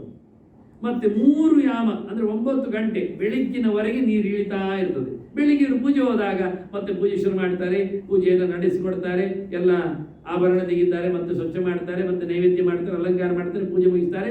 ಮತ್ತೆ ಪುನಃ ಯಥಾ ಪ್ರಕಾರ ಮಧ್ಯಾಹ್ನದ ಪೂಜೆ ಆಗುತ್ತದೆ. ಮಧ್ಯಾಹ್ನ ಪೂಜೆ ಆದ ನಂತರ ಮಧ್ಯಾಹ್ನ ಮುಗಿದು ಮತ್ತೆ ಸಂಜೆಗೆ ಬರ್ತಾರೆ. ಸಂಜೆಗೆ ಬಂದ ಬಳಿಕ ಮತ್ತೆ ಪುನಃ ನೀರು ತುಂಬಿಸಿ ಹೋಗ್ತಾರೆ, ಬೆಳಗ್ಗಿನವರೆಗೆ ಬೀಳ್ತಾರೆ. ಹೀಗೆ ನಿರಂತರವಾಗಿ ನೀರು ಬೀಳ್ತಾ ಇರುವುದೇ ಶಿವನ ಲಕ್ಷಣ. ಆದ್ರಿಂದಲೇ ಶಿವನ ದೇವಸ್ಥಾನದಲ್ಲಿ ತೀರ್ಥ ಹೋಗ್ತಾ ಇರೋದ್ರಿಂದ ನೀವು ದಾಟಬೇಡಿ, ಹಿಂದಕ್ಕೆ ಹೋಗಿ ಹೇಳು. ಹಿಂದಕ್ಕೆ ಹೋದ್ರಿಂದ ಬೇಜಾರಿಲ್ಲಪ್ಪ, ಸಾಕಾಗ್ತದೆ ಅವನಿಗೆ, ಹೋಗಿ ಬನ್ನಿ ಅಂತೇಳಿ. ಶಿವಂತು ಅರ್ಧಂ ಪ್ರದಕ್ಷಿಣ ಅಷ್ಟಕ್ಕೆ ಒಳ್ಳೆಯದು. ಇಲ್ಲಾದ್ರೂ ಉತ್ತರ ಬಾಗಿಲಲ್ಲಿ ಹೊರಗೆ ಹೋಗ್ಲಿ. ಹಿಂದೆಲ್ಲ ಹಾಗೆ ಚಂದ್ರೇಶ್ವರದಲ್ಲಿ ತೀರ್ಥ ಬೀಳ್ತಾ ಇತ್ತು. ತೀರ್ಥ ವಾರೆಯಾಗಿ ಬಾವಿಕಟ್ಟೆ ಪಕ್ಕಕ್ಕೆ ಬರ್ತಾ ಇತ್ತು. ಇವತ್ತಿರುವ ಬಾವಿಕಟ್ಟೆ ಪಕ್ಕಕ್ಕೆ, ಬಾವಿಕಟ್ಟೆ ಪಕ್ಕದಲ್ಲಿ ಒಂದು ತೆಂಗಿನ ಮರ ಇತ್ತು ಆವಾಗ, ನಾನು ಎಳೆಯ ಸಣ್ಣದಿರುವಾಗ. ಹಾಗಾಗಿ ಎದುರು ಬಾಗಿಲಿಂದ, ಪೂರ್ವದ ಬಾಗಿಲಿಂದ ಪ್ರವೇಶ, ಉತ್ತರದ ಬಾಗಿಲಿಂದ ನಿರ್ಗಮನ, ಹೊರಗೆ ಬರಲಿ. ಈಗ ನಾವು ಅಲ್ಲಿಂದ ನುಗ್ಗುವುದು. ಯಾರು ಕೂತಿದ್ರು ಅಲ್ಲೇ ಕೂತ್ಕೊಳ್ಳೋದು, ಕಂಬ ಬೇರಿಟ್ಟಿರ್ತಾರೆ. ಆದ್ರೂ ನಾವು ಎಡವಿಕೊಂಡು ದೂಡಿಕೊಂಡು ಅಲ್ಲಿಂದಲೇ ಹೋಗುದು, ಮತ್ತೆ ಅಲ್ಲಿಂದಲೇ ಬರುದು. ಬರಬೇಕಾದ್ದು ಪೂರ್ವದ್ವಾರದಲ್ಲಿ. ಪರ್ಯಾಯದ ಎದುರದಲ್ಲಿ ಬಂದಾಗ ಒಂದು ಸರ್ತಿ ಸ್ವಾಮಿಗಳು ಎದುರಲ್ಲಿ ಹೋಗ್ತಾರೆ, ಮತ್ತೆ ಯಾವಾಗಲೂ ಹೋಗುವುದಿಲ್ಲ, ಬರುವುದಿಲ್ಲ. ಅವರಿಗೆ ಮತ್ತೆ ಜಾಗ ಕೊಟ್ಟವರದ್ದು ನೆನಪಾಗುವುದಿಲ್ಲ, ಕೆಲವೊಮ್ಮೆ ಇಟ್ಟುಕೊಳ್ಳೋದು ವಿಷಯ ಬೇರೆ. ಹಾಗಾಗಿ ಅವನು ಬೇಡ ಅಂತಾನೆ. ಅನಂತೇಶ್ವರಕ್ಕೂ ಬರುವುದಿಲ್ಲ ಅಂತ ಹೇಳಿ ಕೋರಟೆ ಬೇಡ ಅಂತಾನೆ. ಚಂದ್ರೇಶ್ವರಕ್ಕೆ ಮಾತ್ರ ಅಲ್ಲ, ಅನಂತೇಶ್ವರಕ್ಕೂ ಬರುವುದಿಲ್ಲ ಅಂತ ಹೇಳಿಬಿಡಿ ಅಂತ ಕೈ ತೋರಿಸ್ತಾನೆ. ವಾಸ್ತವವಾಗಿ ಅಂದ್ರೆ ನಮ್ಮ ತಂದೆ ತಾಯಿಗಳನ್ನು ನೆಚ್ಚಿಕೊಳ್ಳೋ, ನಾವು ಅಜ್ಜಯ್ಯ ಮೊಮ್ಮಗ ಎಲ್ಲ ಹೇಳಿಕೊಂಡಾಗಲ್ಲ, ಅದನ್ನು ನಾವು ಅವರಿಗೆ ಅದೇ ಪ್ರಕಾರದಲ್ಲಿ ನಾವು ವರ್ತಿಸಿದ್ರೆ ಆಗುತ್ತೆ, ಅನುಕೂಲ ಆಗುತ್ತೆ. ಅದನ್ನು ಪೂರ್ವದ ಬಾಗಿಲಲ್ಲಿ ಪ್ರವೇಶ, ದೇವರನ್ನು ನೋಡಿಕೊಂಡು ನಂದಿಯನ್ನು ನೋಡಿ ಮುಂದೆ ಹೇಳ್ತೇನೆ ನೋಡ್ಲಿಕ್ಕೆಲ್ಲ ಇರುವುದು. ಹಾಗೆ ಉತ್ತರ ಬಾಗಿಲಲ್ಲಿ ಹೋಗ್ಲಿಕ್ಕೆ, ತೀರ್ಥವನ್ನು ಕ್ರಾಸ್ ಮಾಡ್ಲಿಕ್ಕೆ ಹೇಳಲಿಕ್ಕೋಸ್ಕರ ಧಾರೇಯಂ, ಇದು ಲಕ್ಷ್ಮಣ ಸಮಿತಾದ ವಾಕ್ಯ. ನೆಕ್ಸ್ಟ್ ಇದು ದ್ವಾದಶ ನಾಮ ಪೂಜೆ. ಇದೊಂದು ಉಪಚಾರಕ್ಕೋಸ್ಕರ ಹೇಳುದು ನಾನು. ಬಂದಾಗಿದೆ, ಕೂತಾಗಿದೆ, ದೇವರಿಗೆ ಒಂದು ಏನು ಕೊಡ್ಲಿಕ್ಕೆ ಹೇಳಿದ್ರೆ ಅರ್ಘ್ಯ, ಪಾದ್ಯ, ಕೈ ತೊಳಿಲಿಕ್ಕೆ, ಕಾಲು ತೊಳಿಲಿಕ್ಕೆ ನೀರು, ಮತ್ತು ಆಚಮನ ಮಡಿ ಮಾಡಲಿಕ್ಕೆ, ಮತ್ತು ಏನಾದರೂ ಕುಡಿಲಿಕ್ಕೆ ಮಧುವರ್ಕ, ಕುಡಿದದಕ್ಕೆ ಪುನಃ ಶುದ್ಧಿ ಮಾಡಲಿಕ್ಕೆ ಪುನರಾಚಮನ, ಮತ್ತು ವೈಭವದ ಸ್ನಾನ. ಏನು ಬೇಕಾದ್ರೆ ಮಾಡಿಸಿ ನೀವು, ಪಂಚಾಮೃತ ಮಾಡಿ, ಉಷ್ಣೋದಕ ಮಾಡಿ, ಶುದ್ಧೋದಕ ಮಾಡಿ, ಏನು ಬೇಕಾದ್ರೆ ಸ್ನಾನ ಆಗಿ, ಸ್ನಾನ ಆದ ನಂತರ ಬಟ್ಟೆ ಕೊಡಲಿಕ್ಕೆ ವಸ್ತ್ರ, ಆನಂತರ ವಿಭೂಷಣ ಅಲಂಕಾರ ಮಾಡಲಿಕ್ಕೆ, ಉಪವಹಿತ, ಆನಂತರ ಆಸನ ಕೂತ್ಕೊಳಿಸು, ಆಯ್ತು, ಅಲ್ಲಿ ಮುಗಿತು. ಚಂದ ಮಾಡಿ ಬಂದವರನ್ನು ಕುಳ್ಳಿರಿಸುವ ವಿಧಾನ ಅಂದರೆ ಅರ್ಘ್ಯ, ಪಾದ್ಯ, ಆಚಮನ, ಮಧುವರ್ಕ, ಪುನರಾಚಮನ, ಸ್ನಾನ, ವಸ್ತ್ರ, ವಿಭೂಷಣ, ಉಪವಹಿತ, ಆಸನ. ಕೂತ ನಂತರ ಗಂಧ, ಪುಷ್ಪ, ಅವನಿಗೆ ಮೈಗೆ ತಿಕ್ಕಲಿಕ್ಕೆ ಗಂಧ, ಪರಿಮಳಕ್ಕೆ, ಅವನಿಗೆ ಅಲಂಕಾರಕ್ಕೆ ಪುಷ್ಪ ತಲೆ ಮೇಲೆ ಇಡಿ. ಅಲ್ಲಿ ಮುಗೀತು, ಉಪಚಾರಗಳು ಮುಗೀತು. ಮತ್ತೆ ಕೈ ಮುಗಿಯುದು ಅಷ್ಟೇ. ಯಾಕೆ ಬಂದವನಲ್ಲಿಗೆ ಆಯ್ತು ಅಷ್ಟೇ. ಮತ್ತೆ ಬೇಕಾದರೆ ಏನಾದರೂ ಇದ್ದರೆ, ಊಟ ಉಪಚಾರ ಇಲ್ಲ ಇದ್ದರೆ ಮತ್ತೆ ಧೂಪ, ದೀಪ, ನೈವೇದ್ಯ ಎಲ್ಲ, ಮತ್ತೆ ಪ್ರದಕ್ಷಿಣೆ, ನಮಸ್ಕಾರ ಎಲ್ಲ ಉತ್ತರಗಳು. ವಾಸ್ತವವಾಗಿ ಬಂದವನಿಗೆ ಪಂಚೋಪಚಾರದಲ್ಲಿ ಇಲ್ಲಿ ಉಪಯೋಗಕ್ಕೆ ಬಂತು. ಹೀಗೆ ದ್ವಾದಶ ನಾಮಗಳು 12 ಇದಕ್ಕೆ ಉಪಯೋಗ ಆಗ್ತದೆ.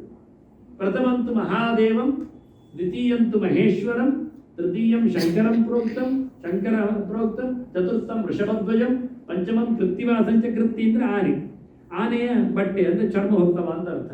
ಷಷ್ಠಂ ಕಾಮಾಂಗನಾಶನಂ, ಕಾಮ ಅಂದರೆ ಮನ್ಮಥ, ಅವನನ್ನು ಅಂಗ ಅಂದರೆ ಅವನ ದೇಹ ಸುಟ್ಟವ, ಅವನನ್ನು ಸುಟ್ಟಲಿಕ್ಕೆ ಬರುವುದಿಲ್ಲ, ಅವನ ದೇಹವನ್ನು ಸುಟ್ಟಿದ್ದಾನೆ ಅಂತ ಸ್ಪಷ್ಟ ಅರ್ಥ ಇದೆ. ಸಪ್ತಮಂ ದೇವದೇವೇಶಂ, ಶ್ರೀಕಂಠಂಚ ಅಷ್ಟಮಂ ತಥಾ, ನವಮಂತು ಹರಂ ದೇವಂ, ದಶಮಂ ಪಾರ್ವತೀಪತಿಂ, ರುದ್ರಂ ಏಕಾದಶಂ ಪ್ರೋಕ್ತಂ, ದ್ವಾದಶಂ ಶಿವಮುಚ್ಯತೆ. 12 ನಾಮಗಳಿಂದ ಮಹಾದೇವಾಯ ನಮಃ, ಮಹೇಶ್ವರಾಯ ನಮಃ ಅಂತೇಳಿ ಒಂದೊಂದೇ ಉಪಚಾರ ಸಮರ್ಪಣೆ ಮಾಡಲಿಕ್ಕಾಗುತ್ತೆ, ನಮಸ್ಕಾರ ಮಾಡಲಿಕ್ಕಾಗುತ್ತೆ. ಏನು ಮಾಡದಿದ್ರೂ ನಮಸ್ಕಾರ ಮಾಡಲಿಕ್ಕೆ ಬರ್ತದೆ. ಎಲ್ಲಿ ಬೇಕಾದರೂ ಶಿವದೇವಾಲಯಕ್ಕೆ ಹೋಗಿಕೊಂಡು ಮಹಾದೇವಾಯ ನಮಃ, ಮಹೇಶ್ವರಾಯ ನಮಃ ಅಂತೇಳಿ 12 ನಮಸ್ಕಾರ, 12 ಪ್ರದಕ್ಷಿಣೆ, ಅಥವಾ ಕೈ ಮುಗಿದು ನಿಂತಲ್ಲಿ ನಮಸ್ಕಾರ, ಕೈ ಮುಗಿದು ಹೇಳೋದೆಲ್ಲ ಮಾಡಲಿಕ್ಕೆ ಬರ್ತದೆ. ದ್ವಾದಶ ನಾಮವನ್ನು ಯಾವತ್ತೂ ಉಪಯೋಗಿಸಿಕೊಳ್ಳಿಕ್ಕೆ ಬರ್ತದೆ. ಎಷ್ಟೋ ಜನರದ್ದೆಲ್ಲ ದ್ವಾದಶ ನಾಮ ಉಂಟು, ಹನುಮತ್ ದ್ವಾದಶ ಉಂಟು, ಭೀಮ ದ್ವಾದಶ ನಾಮ ಉಂಟು. ಹಾಗೆ ಹೇಳಿಕೊಂಡಾಗ ಇವನದ್ದು ನಾನು ಗ್ರಹ ಸಮೀಕ್ಷೆಯಲ್ಲಿ ಎಲ್ಲ ಗ್ರಹಗಳದ್ದು ದ್ವಾದಶ ನಾಮ ಕೊಟ್ಟಿದ್ದೇನೆ. ಹಾಗೆ ಇಲ್ಲಿ ಶಿವನದ್ದು ಒಂದು ದ್ವಾದಶ ನಾಮ ಕಲೆಕ್ಟ್ ಮಾಡಿಕೊಟ್ಟಿದ್ದೇನೆ. ನೆಕ್ಸ್ಟ್ ಅಂಗಪೂಜೆ, ಅವನು ಯಾವ್ಯಾವ ಅಂಗಗಳಿಗೆ ಯಾವ್ಯಾವ ನಾಮಗಳಿಂದ ಪೂಜೆ ಮಾಡಲಿಕ್ಕಿದೆ, ಇದೆಲ್ಲ ಹೇಳಬೇಕಾದ್ದಲ್ಲ, ಸುಲಭವಾಗಿದೆ. ಆದರೆ ಇದನ್ನು ಕೊಡಬೇಕಾದ್ದು ನಾನು ಜನರಿಗೆ. ಇದನ್ನು ನಾಳೆ ಉಪಯೋಗಿಸಿಕೊಳ್ಳಿಕ್ಕೆ ಎಲ್ಲರಿಗೆ ಬರ್ತದೆ. ಈಶಾನಾಯ ನಮಃ ಪಾದೌ ಪೂಜೆಯಾಮಿ, ಚಂದ್ರಶೇಖರಾಯ ನಮಃ ಜಂಘೆ ಪೂಜೆ, ಜಂಘ ಅಂದರೆ ಮೊಣಕಾಲು ಮೇಲೆ, ಅದರ ಮೇಲೆ. ಪಶುಪತಯ ದೇವಾಯ ನಮಃ ಜಾನುನಿ, ಕಾಲು ಗಂಟು. ಶಂಕರಾಯ ನಮಃ ಊರು, ತೊಡೆ. ಉಮಾಕಾಂತಾಯ ನಮಃ ಗುಹ್ಯಂ, ನಡು. ನೀಲಲೋಹಿತಾಯ ನಮಃ ನಾಭಿ. ಕೃತ್ತಿವಾಸುದೇ ನಮಃ ಉದರಂ. ನಾಗೋಪವೀತಿನೇ ನಮಃ ವಕ್ಷಃ, ವಕ್ಷ ಅಂದರೆ ಹೃದಯ. ಭೋಗಿ ಭೋಗಾಯ ನಮಃ ಬಾಹು. ನೀಲಕಂಠಾಯ ನಮಃ ಕಂಠಂ. ಪಂಚವಕ್ತ್ರಾಯ ನಮಃ ಮುಖಾನಿ. ಈಶಾನಾಯ ನಮಃ ಪಾದೌ. ಈಶಾನಾಯ ನಮಃ ಏನು ಚೇಂಜ್ ಆಗಿದೆ, ಮುಖದ ನಂತರದಲ್ಲಿ ಲಲಾಟಂ ಪೂಜೆಯೇ ಆಗಿದೆ, ಮಿಸ್ಟೇಕ್ ಆಗಿದೆ. ಕಬರ್ದಿನೇ ನಮಃ ಮೌಳಿನ್, ತಲೆ ಮೇಲೆ.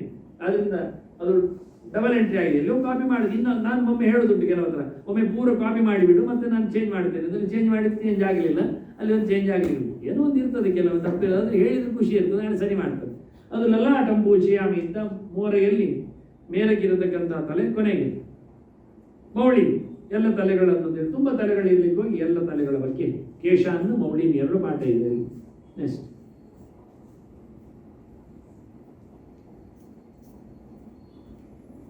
ನವಶಕ್ತಿ ಪೂಜೆ, ಇದನ್ನೆಲ್ಲ ಕೇಳ್ತಾರೆ ಕೆಲವರು. ಎಲ್ಲ ಐಟಮ್ಗಳು ಕೊಟ್ಟಿದ್ದೇನೆ ಇಲ್ಲಿ. ನವಶಕ್ತಿಗಳು ಉಂಟು. ವಾಮ, ಜ್ಯೇಷ್ಠ ಚ, ರೌದ್ರಿ ಚ, ಕಾಳಿ ಚ, ತದನಂತರ ಕಲಪೂರ್ವ ವಿಕಲಿನಿ, ಬಲಪೂರ್ವ ತಥೈವ ಚ, ಬಲ ಪ್ರಮದಿನಿ ಚೈವ ಸರ್ವಭೂತದ ಮನ್ಯವಿ, ಮನೋನ್ಮನ್ಯಂತಿಕಾ ಶ್ವೇತ, ನವರುದ್ರಸ್ಯ ಶಕ್ತಯ. ಇದು ಲಕ್ಷಣ ಸ್ಥಿತಿಯಲ್ಲಿ ಗೊತ್ತ ನವಶಕ್ತಿ. ಮೊದಲಿಂದೆಲ್ಲ ಸುಲಭ ಉಂಟು, ನಿಮಗೆ ಅರ್ಥ ಮಾಡೋದು ಕಷ್ಟ ಇಲ್ಲ. ವಾಮ, ಜ್ಯೇಷ್ಠ, ರೌದ್ರಿ, ಕಾಳಿ, ಮತ್ತೆ ಕಲಪೂರ್ವ ವಿಕಲಿನಿ. ಕಲ ಶಬ್ದ ಇದ್ದದ್ದು ವಿಕಲಿನಿ, ಕಲ ವಿಕಲಿನಿ ಅಂತ ಶಬ್ದ ಅರ್ಥ. ಎರಡನೇದ್ದು ಬಲಪೂರ್ವ, ಬಲ ವಿಕಲಿನಿ. ಅಲ್ಲಿ ಕಲ ವಿಕಲಿನಿ, ಬಲ ವಿಕಲಿನಿ. ಮತ್ತೊಂದು ಬಲ ಪ್ರಮದಿನಿ, ಸರ್ವಭೂತದ ಮನಿ, ಮನೋನ್ಮನಿ, ಅಲ್ಲಿ ಆಯ್ತು. ವಿಶ್ವತ್ಸೇನೋ ಹರೇರುಕ್ತಃ ಚಂಡೇಶ್ವರ ಉಮಾಪತೆ. ಇಲ್ಲಿ ನಿರ್ಮಾಲ್ಯಧಾರಿಗಳ ವಿಷಯ. ವಿಷ್ಣುವಿಗಾಗುವಾದ ನಿರ್ಮಾಲ್ಯವನ್ನು ಹೊತ್ತುಕೊಳ್ಳುವ ವಿಶ್ವತ್ಸೇನ, ವಾಯುವಿನ ಮಗ. ಇವ ಚಂಡೇಶ್ವರ ಪ್ರಾಣ. ಇವರಿಗೆ ಶಿವನಿಗಾಗುವಾಗ ನಿರ್ಮಾಲ್ಯ ಹೊತ್ತುಕೊಳ್ಳುವವನ ಹೆಸರು ಚಂಡೇಶ್ವರ ಅಂತ. ಹಾಗಾಗಿ ಸಾಮಾನ್ಯವಾಗಿ ಪ್ರದಕ್ಷಿಣೆ ಸುತ್ತು ಬಂದಾಗ ಮುಗಿಯುವ ಹೊತ್ತಿನಲ್ಲಿ ತೀರ್ಥ ಬೀಳುವ ಹೊತ್ತಿನಲ್ಲಿ ಒಂದು ಎತ್ತರದ ಲಿಂಗ ಇರ್ತದೆ. ಅದು ಶಿವಲಿಂಗ ಅಲ್ಲ, ಅದು ಚಂಡೇಶ್ವರ, ಅವನ ಅಸಿಸ್ಟೆಂಟ್ ನಿರ್ಮಾಲ್ಯ ಹೊತ್ಕೊಳ್ಳುವ. ಆದ್ರಿಂದ ದೇವರ ಹೂವನ್ನು ಎತ್ತಿದರೆ ತಂದು ಅಲ್ಲಿ ಹಾಕಲಿಕ್ಕೆ, ಅವನ ತಲೆ ಮೇಲೆ ಹಾಕಲಿಕ್ಕೆ ಹಿಂದೆಲ್ಲ ಹಾಕ್ತಿದ್ರು, ಅಲ್ಲಿಂದ ಬೇಕಾದರೂ ಹೊತ್ಕೊಂಡು ಹೋಗ್ತಿದ್ರು. ಈಗ ಅದನ್ನು ಆಚೆ ಬದಿಗಾಗಿ ಚಂಡೇಶ್ವರ ಕಾಲಿದ್ದಾನೆ. ಇವರೆಲ್ಲ ಚಂಡೇಶ್ವರನಿಗೆ ಒಂದು ಸುತ್ತು ಬಂದವನಿಗೆ ಚಿಟಿಕೆಯಲ್ಲಿ ಹಾಕಿ ಒಂದು ಗುದ್ದಿ ಅವನಿಗೆ ಕೆಲವೆಲ್ಲ ಹೋಗ್ತಾರೆ. ಇನ್ನು ಸಣ್ಣ ಮಕ್ಕಳಿಗೆ ಅದ ಮೇಲೆ ಕೂತೆಲ್ಲ ಹೋಗುವುದು ಉಂಟು, ಅದು ಬಿಡಿ.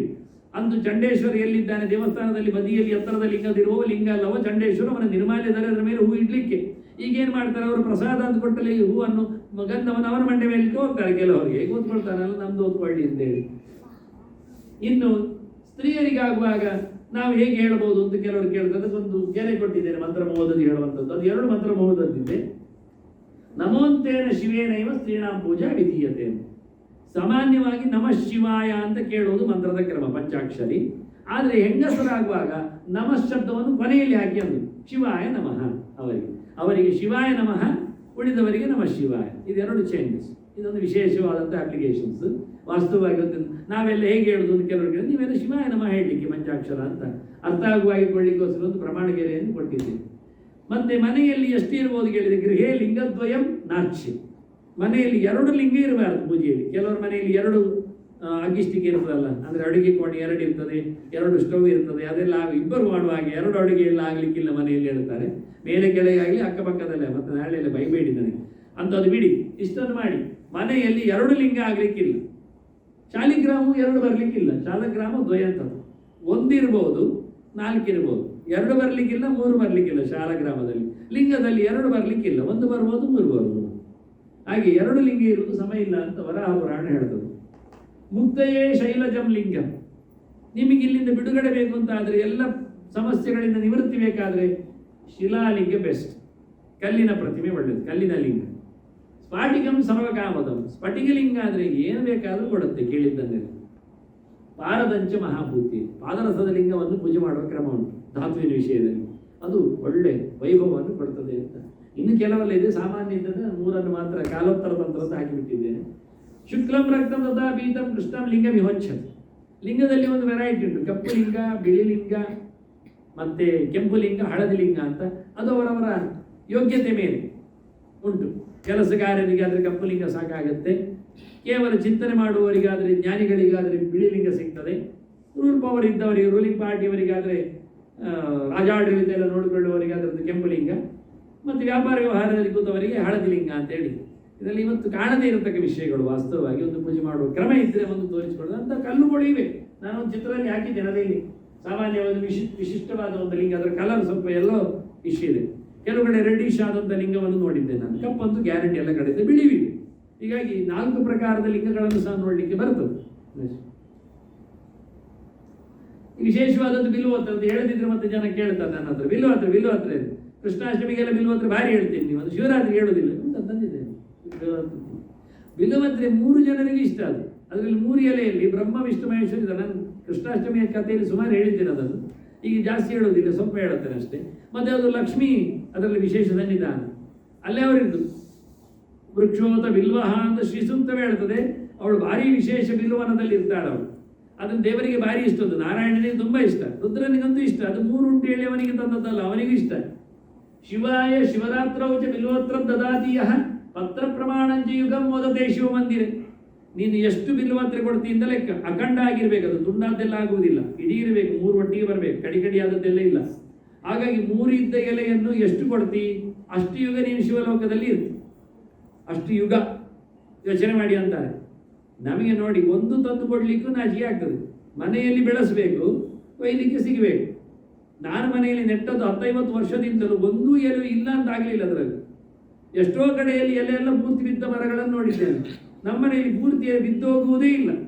ಆ ನಮ್ಮನೆಯ ಮರ ತಾಳೆ ಎತ್ತರ ಆಗಿದೆ. ಈಗ ನಾನು ಅನಂತೇಶ್ವರನಿಗೆ 1 ಲಕ್ಷ ಬಿಲ್ಲುವನ್ನು ತಂದು ಕೊಟ್ಟಿದ್ದೇನೆ. ಯಾರ್ಯಾರ ಮರದ್ದು ತೆಗೆದು, ಮತ್ತೆ ನನ್ನ ಮರದ್ದಲ್ಲ. ಆಗ ನಮ್ಮ ಮನೆಯಿಂದ ಬಂದದ್ದು 10,000ದವರೆಗೆ ಅಷ್ಟೇ. ಮತ್ತೆ ಅದ್ಮಾನ ಮಠದ್ದು, ಆಗ ವಿದೇಶ ತೀರ್ಥರಿದ್ದದ್ದು. ಅದ್ಮಾನ ಮಠದಲ್ಲಿ ದೊಡ್ಡ ಮರ ಎಲ್ಲ ಅದನ್ನು ಹತ್ತಿ ಲೆಕ್ಕ ಮಾಡಿ ತಂದು ಕೊಡುದು. ಆಗೆಲ್ಲ ದೇವಸ್ಥಾನದಲ್ಲಿ ಯಾರು ತಂದು ಹಾಕುವುದಿಲ್ಲ. ಆದ್ರಿಂದ ದೇವರಿಗೆ ಹಾಕ್ಲಿಕ್ಕೆ ಅವ್ರಿಗೆ ಇಷ್ಟ ಆಗ್ತದೆ. ಈಗ ಎಲ್ಲರೂ ತಂದು ಹಾಕೋದ್ರಿಂದ ದೇವರಿಗೆ ಹಾಕುವುದೇ ಇಲ್ಲ. ಈಗ ಬದಿಯಲ್ಲಿರ್ತಾರೆ. ನಾವು ಹುಡುಕಿ ತಂದು ದೇವರಿಗೆ ಕೊಡಬೇಕು. ಬಿಲ್ವೇ ನಾಪಿ ಸುಪೂಜಿತ ಅಂತ ಆಚಾರ್ಯ ಮಧುರು ಎತ್ತಿಡಿದ್ದಾರೆ. ತುಳಸಿಯ ಹಾಗೆ ಬಿಲ್ವಕ್ಕೆ ಭಾರಿ ಪವರ್ ಕೊಟ್ಟಿದ್ದಾರೆ. ಮತ್ತೆ ಬಿಲ್ವ ಅಂತೇನೆ ಹೇಳಿಕೊಂಡು ಬೆಳ್ಳಿದ್ದೊಂದು ಮಾಡಿಸಿ ಹಾಕುದಲ್ಲ, ಅದೆಂತ ವಾಸನೆ ಬರ್ತದೆ, ಪರಿಮಳ ಇರ್ತದೆ ಅದಕ್ಕೆ ಹೇಸಿಗೆ. ಅದು ಬರೀ ನ್ಯಾಚುರಲ್ ಆಗಬೇಕು. ನೀವು ಬೆಳ್ಳಿದ್ದು ಹಾಕಿದ್ದೇನೆ, ಬಂಗಾರದ ಹಾಕಿದ್ದೇನೆ, ದಿನಾದ ತಲೆ ಮೇಲೆ ಇರ್ತದೆ ಎಂತ ನಮ್ಮ ತಲೆ ಮೇಲೆ ಅದನ್ನೇ ಉಟ್ಕೊಳ್ಳೋದು ಆಗ್ತದೆ. ನಾವು ಸಹ ಒಂದು ಚಪಾತಿ ಬೆಳ್ಳಿದ್ದು ಮಾಡಿಸಿ ಇಲ್ಲಿಟ್ಕೊಳ್ಳೋದು, ಬಾಯಿ ಹತ್ರ ತಂದಿಡುದು, ಹೊಟ್ಟೆ ತುಂಬುತ್ತದೆ. ಅದು ಹೊಟ್ಟೆಗೆ ಕಟ್ಟಿ ಬಿಡುದು. 4 ಚಪಾತಿ ಕಟ್ಟಿದೆ ಬೆಳ್ಳಿ ಎಂತ ಬೆಳ್ಳಿ ಹೊಟ್ಟೆ ತುಂಬ, ಅದೆಲ್ಲ ಆಗೋದಿಲ್ಲ. ಅದೇ ಆಗಿದ್ದಾರವೆ. ಅದರಿಂದ ಬಿಲ್ವತ್ರೇ ಆಗಬೇಕು. ನಾವೇ ಸಾಕಿ ನೀರು ಹಾಕಿ ತಂದು ಕೊಟ್ಟರೆ ದೇವರಿಗೆ ಭಾರಿ ವಿಶೇಷ. ಆಗ ನಾವು ಯುಗಲೆಕ್ಕಾಚಾರ ಮಾಡಿಕೊಂಡು ಶಿವಲೋಕಕ್ಕೆ ಹೋಗ್ಲಿಕ್ಕೆ ಆಗ್ತದೆ. ಪುನಃ ಸ್ವಯೋನಿಂ ಸಂಪ್ರಾಪ್ಯ ಶಿವಭಕ್ತಿಯಲ್ಲವೇ ಧ್ರುವ.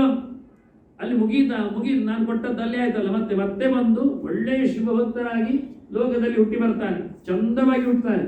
ಮತ್ತೇನೆಲ್ಲ ಸಿಗ್ತದೆ ಅವನಿಗೆ ಅಂದ್ರೆ ಹುಟ್ಟಿ ಬಂದಾಗ ಮತ್ತೆ ಮಾಮೂಲಿ 5 ಸಿಗ್ತದೆ. 5 ಜನರಿದ್ದಾರಲ್ಲ, ಸದ್ಯೋಜಾತ, ವಾಮದೇವ, ಅಘೋರ, ತತ್ಪುರುಷ, ಈಶಾನ ಲೆಕ್ಕಾಚಾರದಲ್ಲಿ ವಿದ್ಯಾವಾನ್, ಪುತ್ರವಾನ್, ಶ್ರೀಮಾನ್, ಪ್ರಜಾವಾನ್, ಭೂಮಿಮಾನ್ ಭವೇ.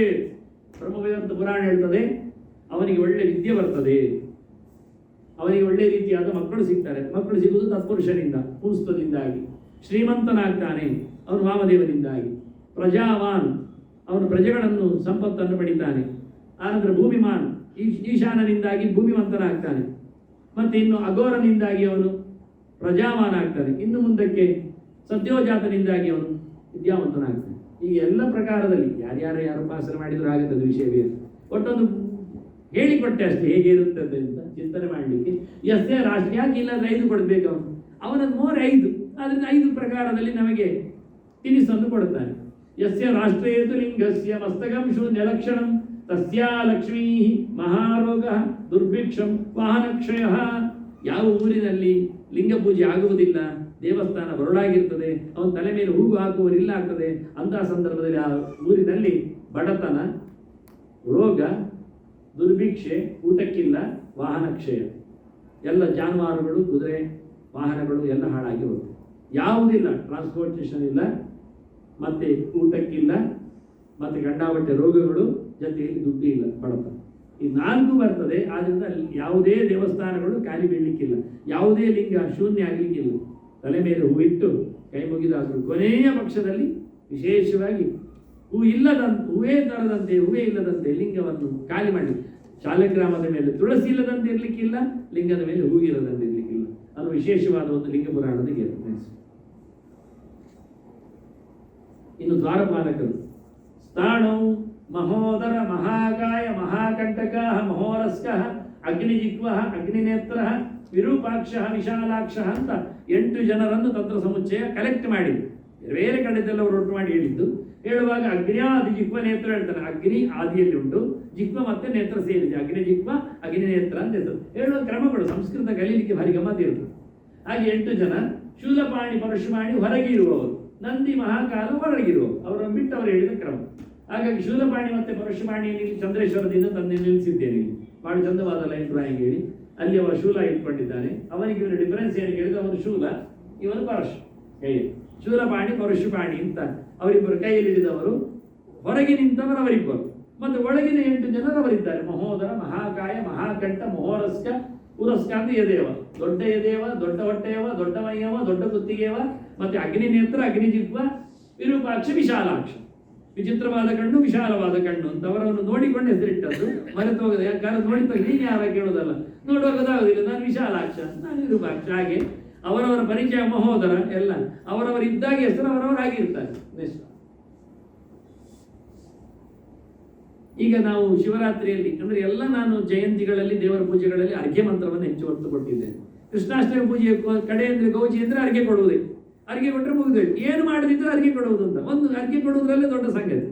ಎಷ್ಟು ಸಣ್ಣ ಮಗುವೇ ಇರಲಿ ಓಡಿ ಬರುವುದು, ಶಂಗೆ ಇಟ್ಕೊಳ್ಳೋದು, ಅದರ ಮೇಲೆ ಬಟ್ಟೆ ಇರುವುದಿಲ್ಲ, ಕೆಲವೊಮ್ಮೆ ಜಾತಕಂ ಸೌದಾರ್ತಾಯ ಭೂಗಾರೋತಾರಣ ಅದರ ಕೈ ಇರಿಸಿಕೊಂಡು ಅದು ಎಲ್ಲಿಯೋ ನೀರು ಹಾಕಿ ಅದು ಹೋಗ್ತದೆ, ಅದು ಕೊಡಬೇಕೆನ್ನು ಸತ್ಯ. 3 ಮಾಡಿಸುದು ಗಮ್ಮತ್ ಇರ್ತದೆ. ಮತ್ತೆ ಕೆಲವರು ಹೇಳುದು ಮುಟ್ಟಾದವ್ರ ಪಕ್ಕದ ಲೆಕ್ಕದಲ್ಲಿ ಇನ್ನೊಬ್ರು ಕೊಡುದು ಇರ್ಲಿ ಅಂತೇಳಿ. ಹಾಗೆಲ್ಲ ಹೇಳಕ್ ಕೊಡ್ಲಿಕ್ಕೆ ಇಲ್ಲದಿದ್ರೆ ಎಲ್ಲ ಮಾಡ್ಲಿಕ್ಕೆ ಬರ್ತದೆ, ಇಲ್ಲ ಹೇಳಲಿಕ್ಕಿಲ್ಲ. ಹಾಗೆ ಶಿವರಾತ್ರಿಯಲ್ಲಿ ಶಿವ ಪೂಜೆ ಮಾಡಿದ ನಂತರ ರಾತ್ರಿಯಲ್ಲಿ ಕ್ರಮ ಪ್ರಕಾರದಲ್ಲಿ ಶಿವಪೂಜೆ ಕೊನೆಯಲ್ಲಿ ಅರ್ಘ್ಯ ಕೊಡ್ಲಿಕ್ಕೆ ಉಂಟು. ಅದು 3 ಅರ್ಘ್ಯ ಕೊಡ್ಲಿಕ್ಕೆ ಉಂಟು. 3 ಅರ್ಘ್ಯ ಮಂತ್ರವನ್ನು ಎತ್ತಿ ತಂದಿದ್ದೇನೆ ಇಲ್ಲಿ.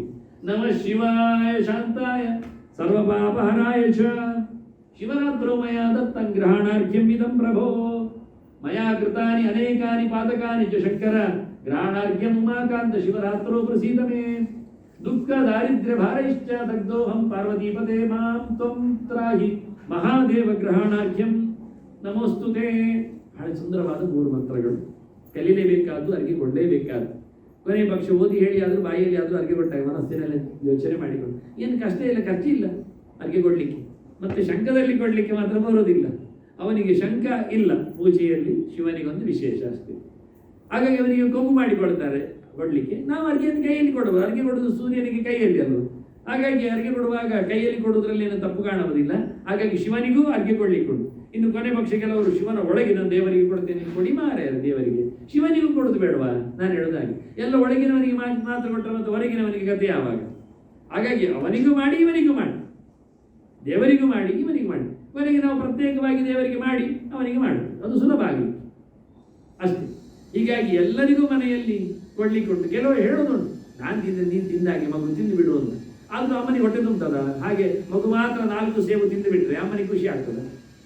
ಹೇಳುವುದಷ್ಟೇ, ನೀನು ತಿಂದರೆ ಆಗ್ತದೆ ಸಾಕು ಅಂತ. ಅದು ಹೇಳುವುದು ಸರಿ, ಒಂದಿದ್ದಾಗ, ಸಣ್ಣದಿದ್ದಾಗ, ತುಂಡಿದ್ದಾಗ. ಇಲ್ಲದೆ ಜಾಸ್ತಿ ಇದ್ದಾಗ ಅಜ್ಜಿ ತಿನ್ನಲಿಕ್ಕೆ ಬೇಕು, ಹೊಟ್ಟೆ ತುಂಬಬೇಕಾದ್ರೆ. ಪ್ರೀತಿಯಿಂದ ಹೊಟ್ಟೆ ತುಂಬುವುದಿಲ್ಲ, ಖುಷಿಯಿಂದ ಹೊಟ್ಟೆ ತುಂಬುವುದು ಅಲ್ಲ.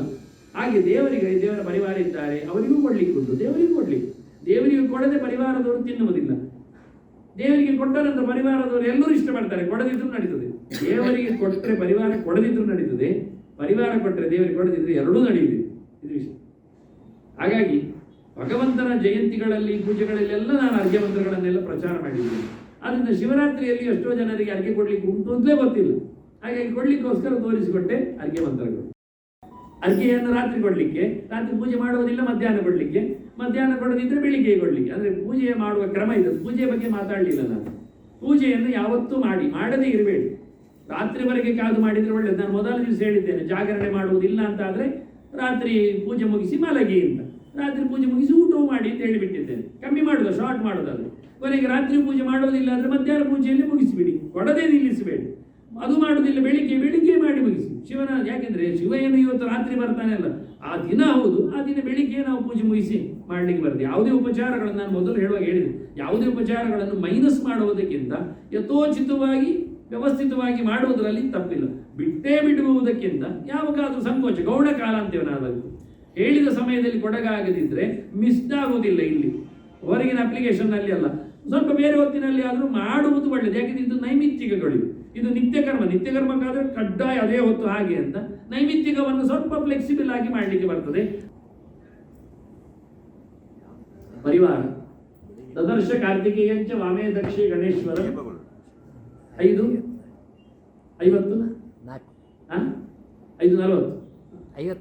54 ಸರ್, 55 ಅಲ್ಲ, 1 ನಿಮಿಷ ಫಾಸ್ಟ್ ಇದ್ದೇನೆ. ಇದು ಸ್ಟೇಜಿಗೆ ಬಂದಾಗ ಇನ್ನು 5 ನಿಮಿಷದಲ್ಲಿ ನಮ್ಮದು ಮುಗೀತದೆ. ನೈಸ್. ಪರಿವಾರದಲ್ಲಿ ಕಾರ್ತಿಕೇಯ, ಮತ್ತೆ ಅದು ವಾಮದಲ್ಲಿ ಎಡದಲ್ಲಿ, ದಕ್ಷದಲ್ಲಿ ಬಲದಲ್ಲಿ ಗಣಪತಿ, ನಂದೀಶ್ವರ ಮಹಾಕಾಲ 2 ಪಿಕ್ಚರ್ ಕೊಟ್ಟಿದ್ದಾಗ ವೀರಭದ್ರ, ಇವರಲ್ಲಿ ಎದುರಲ್ಲಿ ತತ್ಪುರ, ಅಂಕೇದ ದರ್ಶ ಕಾಂತಾಂತಾಂ, ತೊಡೆಯಲ್ಲಿ ಪಾರ್ವತಿ, ಗೌರಿ, ಶೈಲೇಂದ್ರ ಕನ್ಯಕ. ಇದು ಬ್ರಹ್ಮವಿವರ್ತ ಎಲ್ಲಿ ಉಂಟು ಹೇಳಿ. ಇನ್ನು ನಂದಿಗೆ ಮದುವೆ ಆಗಿದೆ, ಅದಕ್ಕೊಂದು ನಂದಿಯ ಬಗ್ಗೆ ಒಂದು ಮಾತು ಯಾರು ಹೇಳುವುದಿಲ್ಲ. ಉದ್ವಾ ಹಯಾಮಾಸಂ ಸ್ವಯಮೇವ ಬಿನಾಗದರೆ ಮರುತಾಂಚ ಶುಭಾಂಗನ್ಯಾಂ ಸುಯಶೇತಿ ವಿಶ್ರುತಾಂ. ಮರುತ್ತು ಗಣಗಳ ಹುಡುಗಿ ಮಗಳು, ಅವಳ ಹೆಸರು ಸುಯಶ ಅಂತ. ಇದು ನಂದಿಯ ಹೆಂಡತಿ ಸುಯಶ ಅಂತ ಅವಳ ಹೆಸರು. ಪೂರ್ವ ಪುರಾಣ ರೆಫರೆನ್ಸ್. ಅವನ ಬಿಲ್ಲಿನ ಹೆಸರು ಪಿನಾಕ, ಗುರಾಣಿ ತ್ರಿಕೂಟ, ವಾಹನ ನಂದಿ. ಅವನ ಕಥೆ ಇನ್ನೊಮ್ಮೆ ಹೇಳ್ತೇನೆ, ಬರೋ ಸರ್ತಿ ಹೇಳ್ತೇನೆ. ನೆಕ್ಸ್ಟ್, ಇದು ನೈವೇದ್ಯ ವಿಷಯದಲ್ಲಿ ಬಂದಾಗ ಶಿವನ ನೈವೇದ್ಯ ತಿನ್ನಬೇಕೋ ಬೇಡವೋ ಅಂತ ಅವರ ಹತ್ರ ಮಾತಾಡುವ, ಅವರಿಗೂ ಡಿಸ್ಕಸ್ ಮಾಡ್ತಾ ಇದ್ದಾರೆ ಶಿವ ಮತ್ತು ಪಾರ್ವತಿ. ಪಾರ್ವತಿ ಹೇಳ್ತಾಳೆ, ನೀನು ಒಂದು ದಿವಸ ನನಗೆ ದೇವರದ್ದು ಪ್ರಸಾದ ತಂದಾಗ ತಿಂದ್ಬಿಟ್ಟೆ, ನೀನು ನಂಗೆ ಕೊಟ್ಟಿಯಾ? ಇಲ್ಲ. ಯಾಕೆ ಕೊಡ್ಲಿಲ್ಲ? ಗಲಾಟೆ, ಇದು ಮನೆ ಗಲಾಟೆ. ಆದ್ರಿಂದ ಏನ್ ಮಾಡಿದ, ದುಷ್ಟಂ ಚಕ್ರೇ ತದುಚ್ಚಿಷ್ಟಂ ಅಭಕ್ಷ್ಯಂ ವಿದುಷಾಮಪಿ ಯಥೋ ನದತ್ತನ್ ನೈವೇದ್ಯಂ ವಿಷ್ಣುರ್ ಮಖ್ಯಂ ತ್ವಯಾತುನ. ವಿಷ್ಣುವಿನ ಊಟ ನನಗೆ ಕೊಡ್ಲಿಲ್ಲ, ಆದ್ರಿಂದ ನಾನು ಇವತ್ತು ಶಾಪ ಆಗ್ತಾ ಇದ್ದೇನೆ, ನೀನು ಊಟ ಮಾಡಿದ್ದನ್ನು ಯಾರು ಮಾಡೋದಿಲ್ಲ ಅಂತ ಹೇಳಿ. ಅಥೋ ಮತ್ತೋ ಗ್ರಹಣ ಇದ್ದ ಪರಮೇವ ಮಹೇಶ್ವರ ಅದ್ಯ ಪ್ರವೃತ್ತಿಯ ಲೋಕ ನೈವೇದ್ಯ ಪೂಜ್ಯತೆ ಅಥವಾ ತೇ ಜನಮೈಕಂಸಾರಮೇಯ ಭವಿಷ್ಯಂತ್ಯವ ಭಾರತ. ಒಂದೊಮ್ಮೆ ನಾನು ಕೇಳಿ ಇನ್ಯಾರಾದರೂ ಶಿವನ ನೈವೇದ್ಯ ಊಟ ಮಾಡಿದರೆ ಅವರು ನಾಯಿಯಾಗಿ ಹುಡ್ತಾರೆ ಅಂತ ಹೇಳ್ಬಿಟ್ಟು. ಹಾಗೆಲ್ಲ ಹೇಳ್ಬಾರ್ದು. ಹಾಗೆ ನಾನು ಕೊಡ್ಲಿಲ್ಲ, ನೀನು ಮಾತ್ರ ತಿಂದುಬಿಟ್ಟಿಯಲ್ಲ ವಿಷ್ಣುವಿನದ್ದು, ಒಬ್ಬರೇ ತಿಂದದ್ದಕ್ಕೆ ವಿಷ್ಣುವಿನ ಪ್ರಸಾದ ನನಗೂ ಕೊಡಬೇಕಿತ್ತು, ನಾನು ಅರ್ಧಾಂಗಿ ಅಲ್ಲೋ ಕೊಡ್ಲಿಲ್ಲಲ್ಲ ಅಂತೇಳಿ ಅವಳು ಗಲಾಟೆ ಮಾಡಿದ್ದು.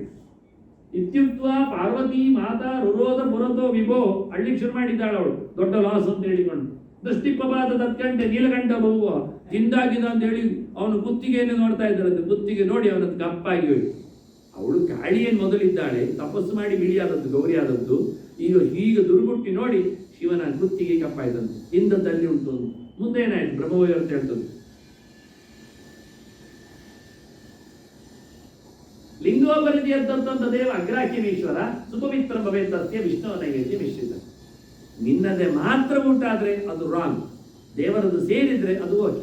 ಅವಳು ಹೇಳ್ತಾರೆ ಗುಳ್ಳು, ನನಗೆ ದೇವರದ್ದು ಬೇಕು, ನಿನ್ನದು ಮಾತ್ರ ಯಾರು ತಿನ್ನಬಾರ್ದು, ನಾನು ಹಠ ಮಾಡಿದಷ್ಟೇ ಹೊರತು ಯಾರಾದ್ರೂ ದೇವರಿಗೆ ಕೊಟ್ಟದ್ದು ನಿನಗೆ ಕೊಟ್ರೆ ಓವ ಖಂಡಿತವಾಗಿ ತಿನ್ಲಿಕ್ಕೆ ಬರ್ತದೆ. ದೇವರಿಗೆ ಕೊಟ್ಟದ್ದನ್ನು ತಿನ್ನಬೇಕು. ಅದಕ್ಕೋಸ್ಕರವೇ ಗಂಗಾ ಪಾತ್ರೆ, ಗಂಗಾ ಜಲ ಆಗುವುದು ಅದರೊಳಗೆ ಶಾಲಿಗ್ರಾಮ ಇದ್ದಾಗ ಮಾತ್ರ.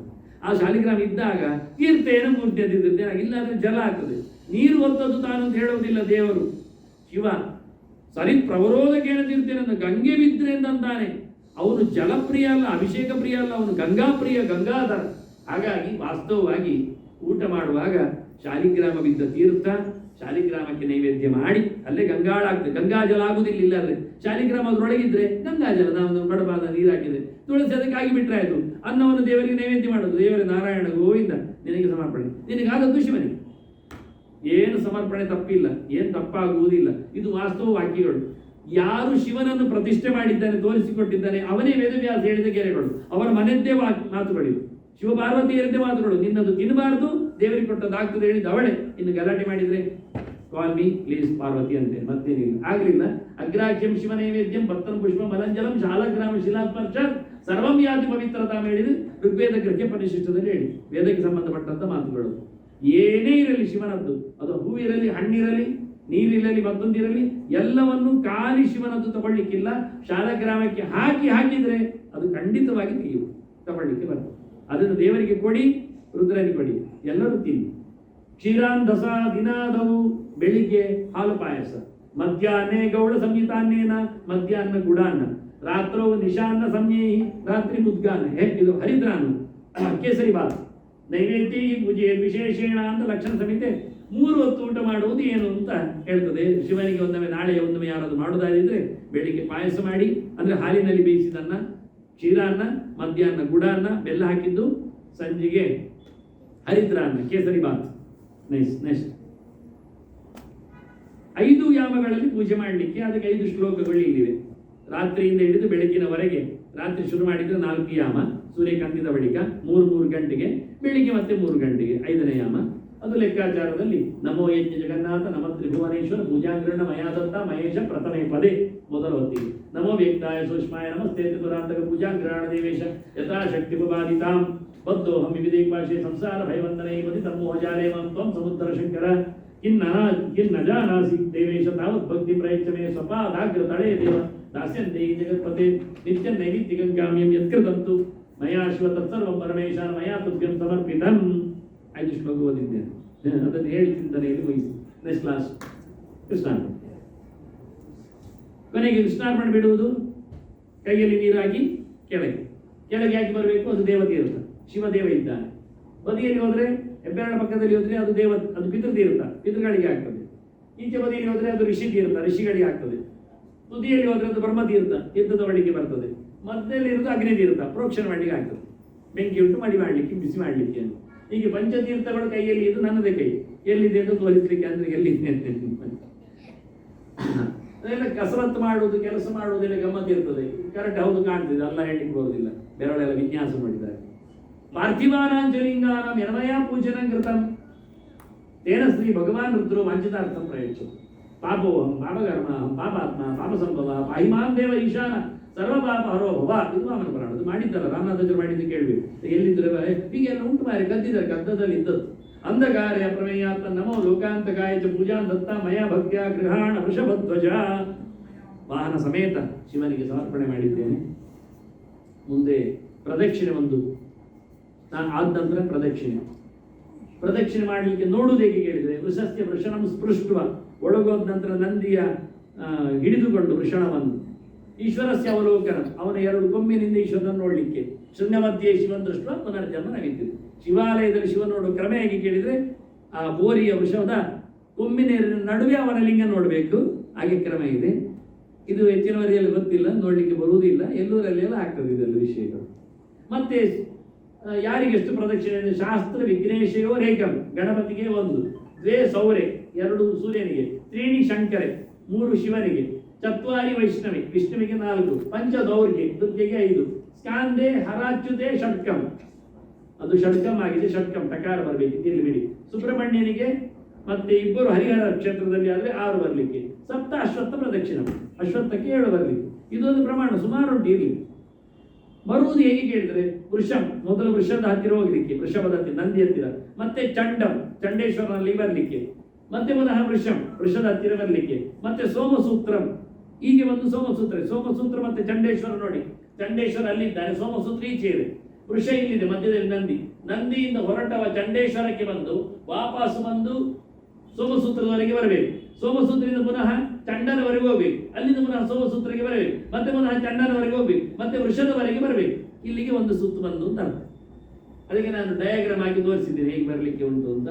ಲಂಘನೇತು ಏಕೆ ಮೇಕಂಶ, ನೀವು ಸೋಮಸೂತ್ರ ದಾಟಿ ಈಚೆ ಬಂದ್ರೆ 1ಕ್ಕೆ 1 ಲೆಕ್ಕ, ಹೀಗೆ ಬಂದ್ರೆ ಅಲಂಗ್ಯಾತ್ ಆಯುತಂಭವೈತಿ, ಹೀಗೆ ಬಂದ್ರೆ ನಿಮಗೆ 10,000 ಲೆಕ್ಕ ಸಿಗ್ತದೆ ಒಂದು ಪ್ರದಕ್ಷಿಣೆಗೆ. ಯಾವ ಲೆಕ್ಕ ನೀವೇ ಮಾಡಿ, ಇದನ್ನು ಚಾರಿಟಿ ಇಟ್ಕೊಂಡು ಟೊಯಂ ಮಾಡ್ತಾ ಬಂದ್ರು ತೊಂದರೆ ಇಲ್ಲ, ಒಂದು ಏನಾದರೂ ಒಂದು ಮಾಡಿ.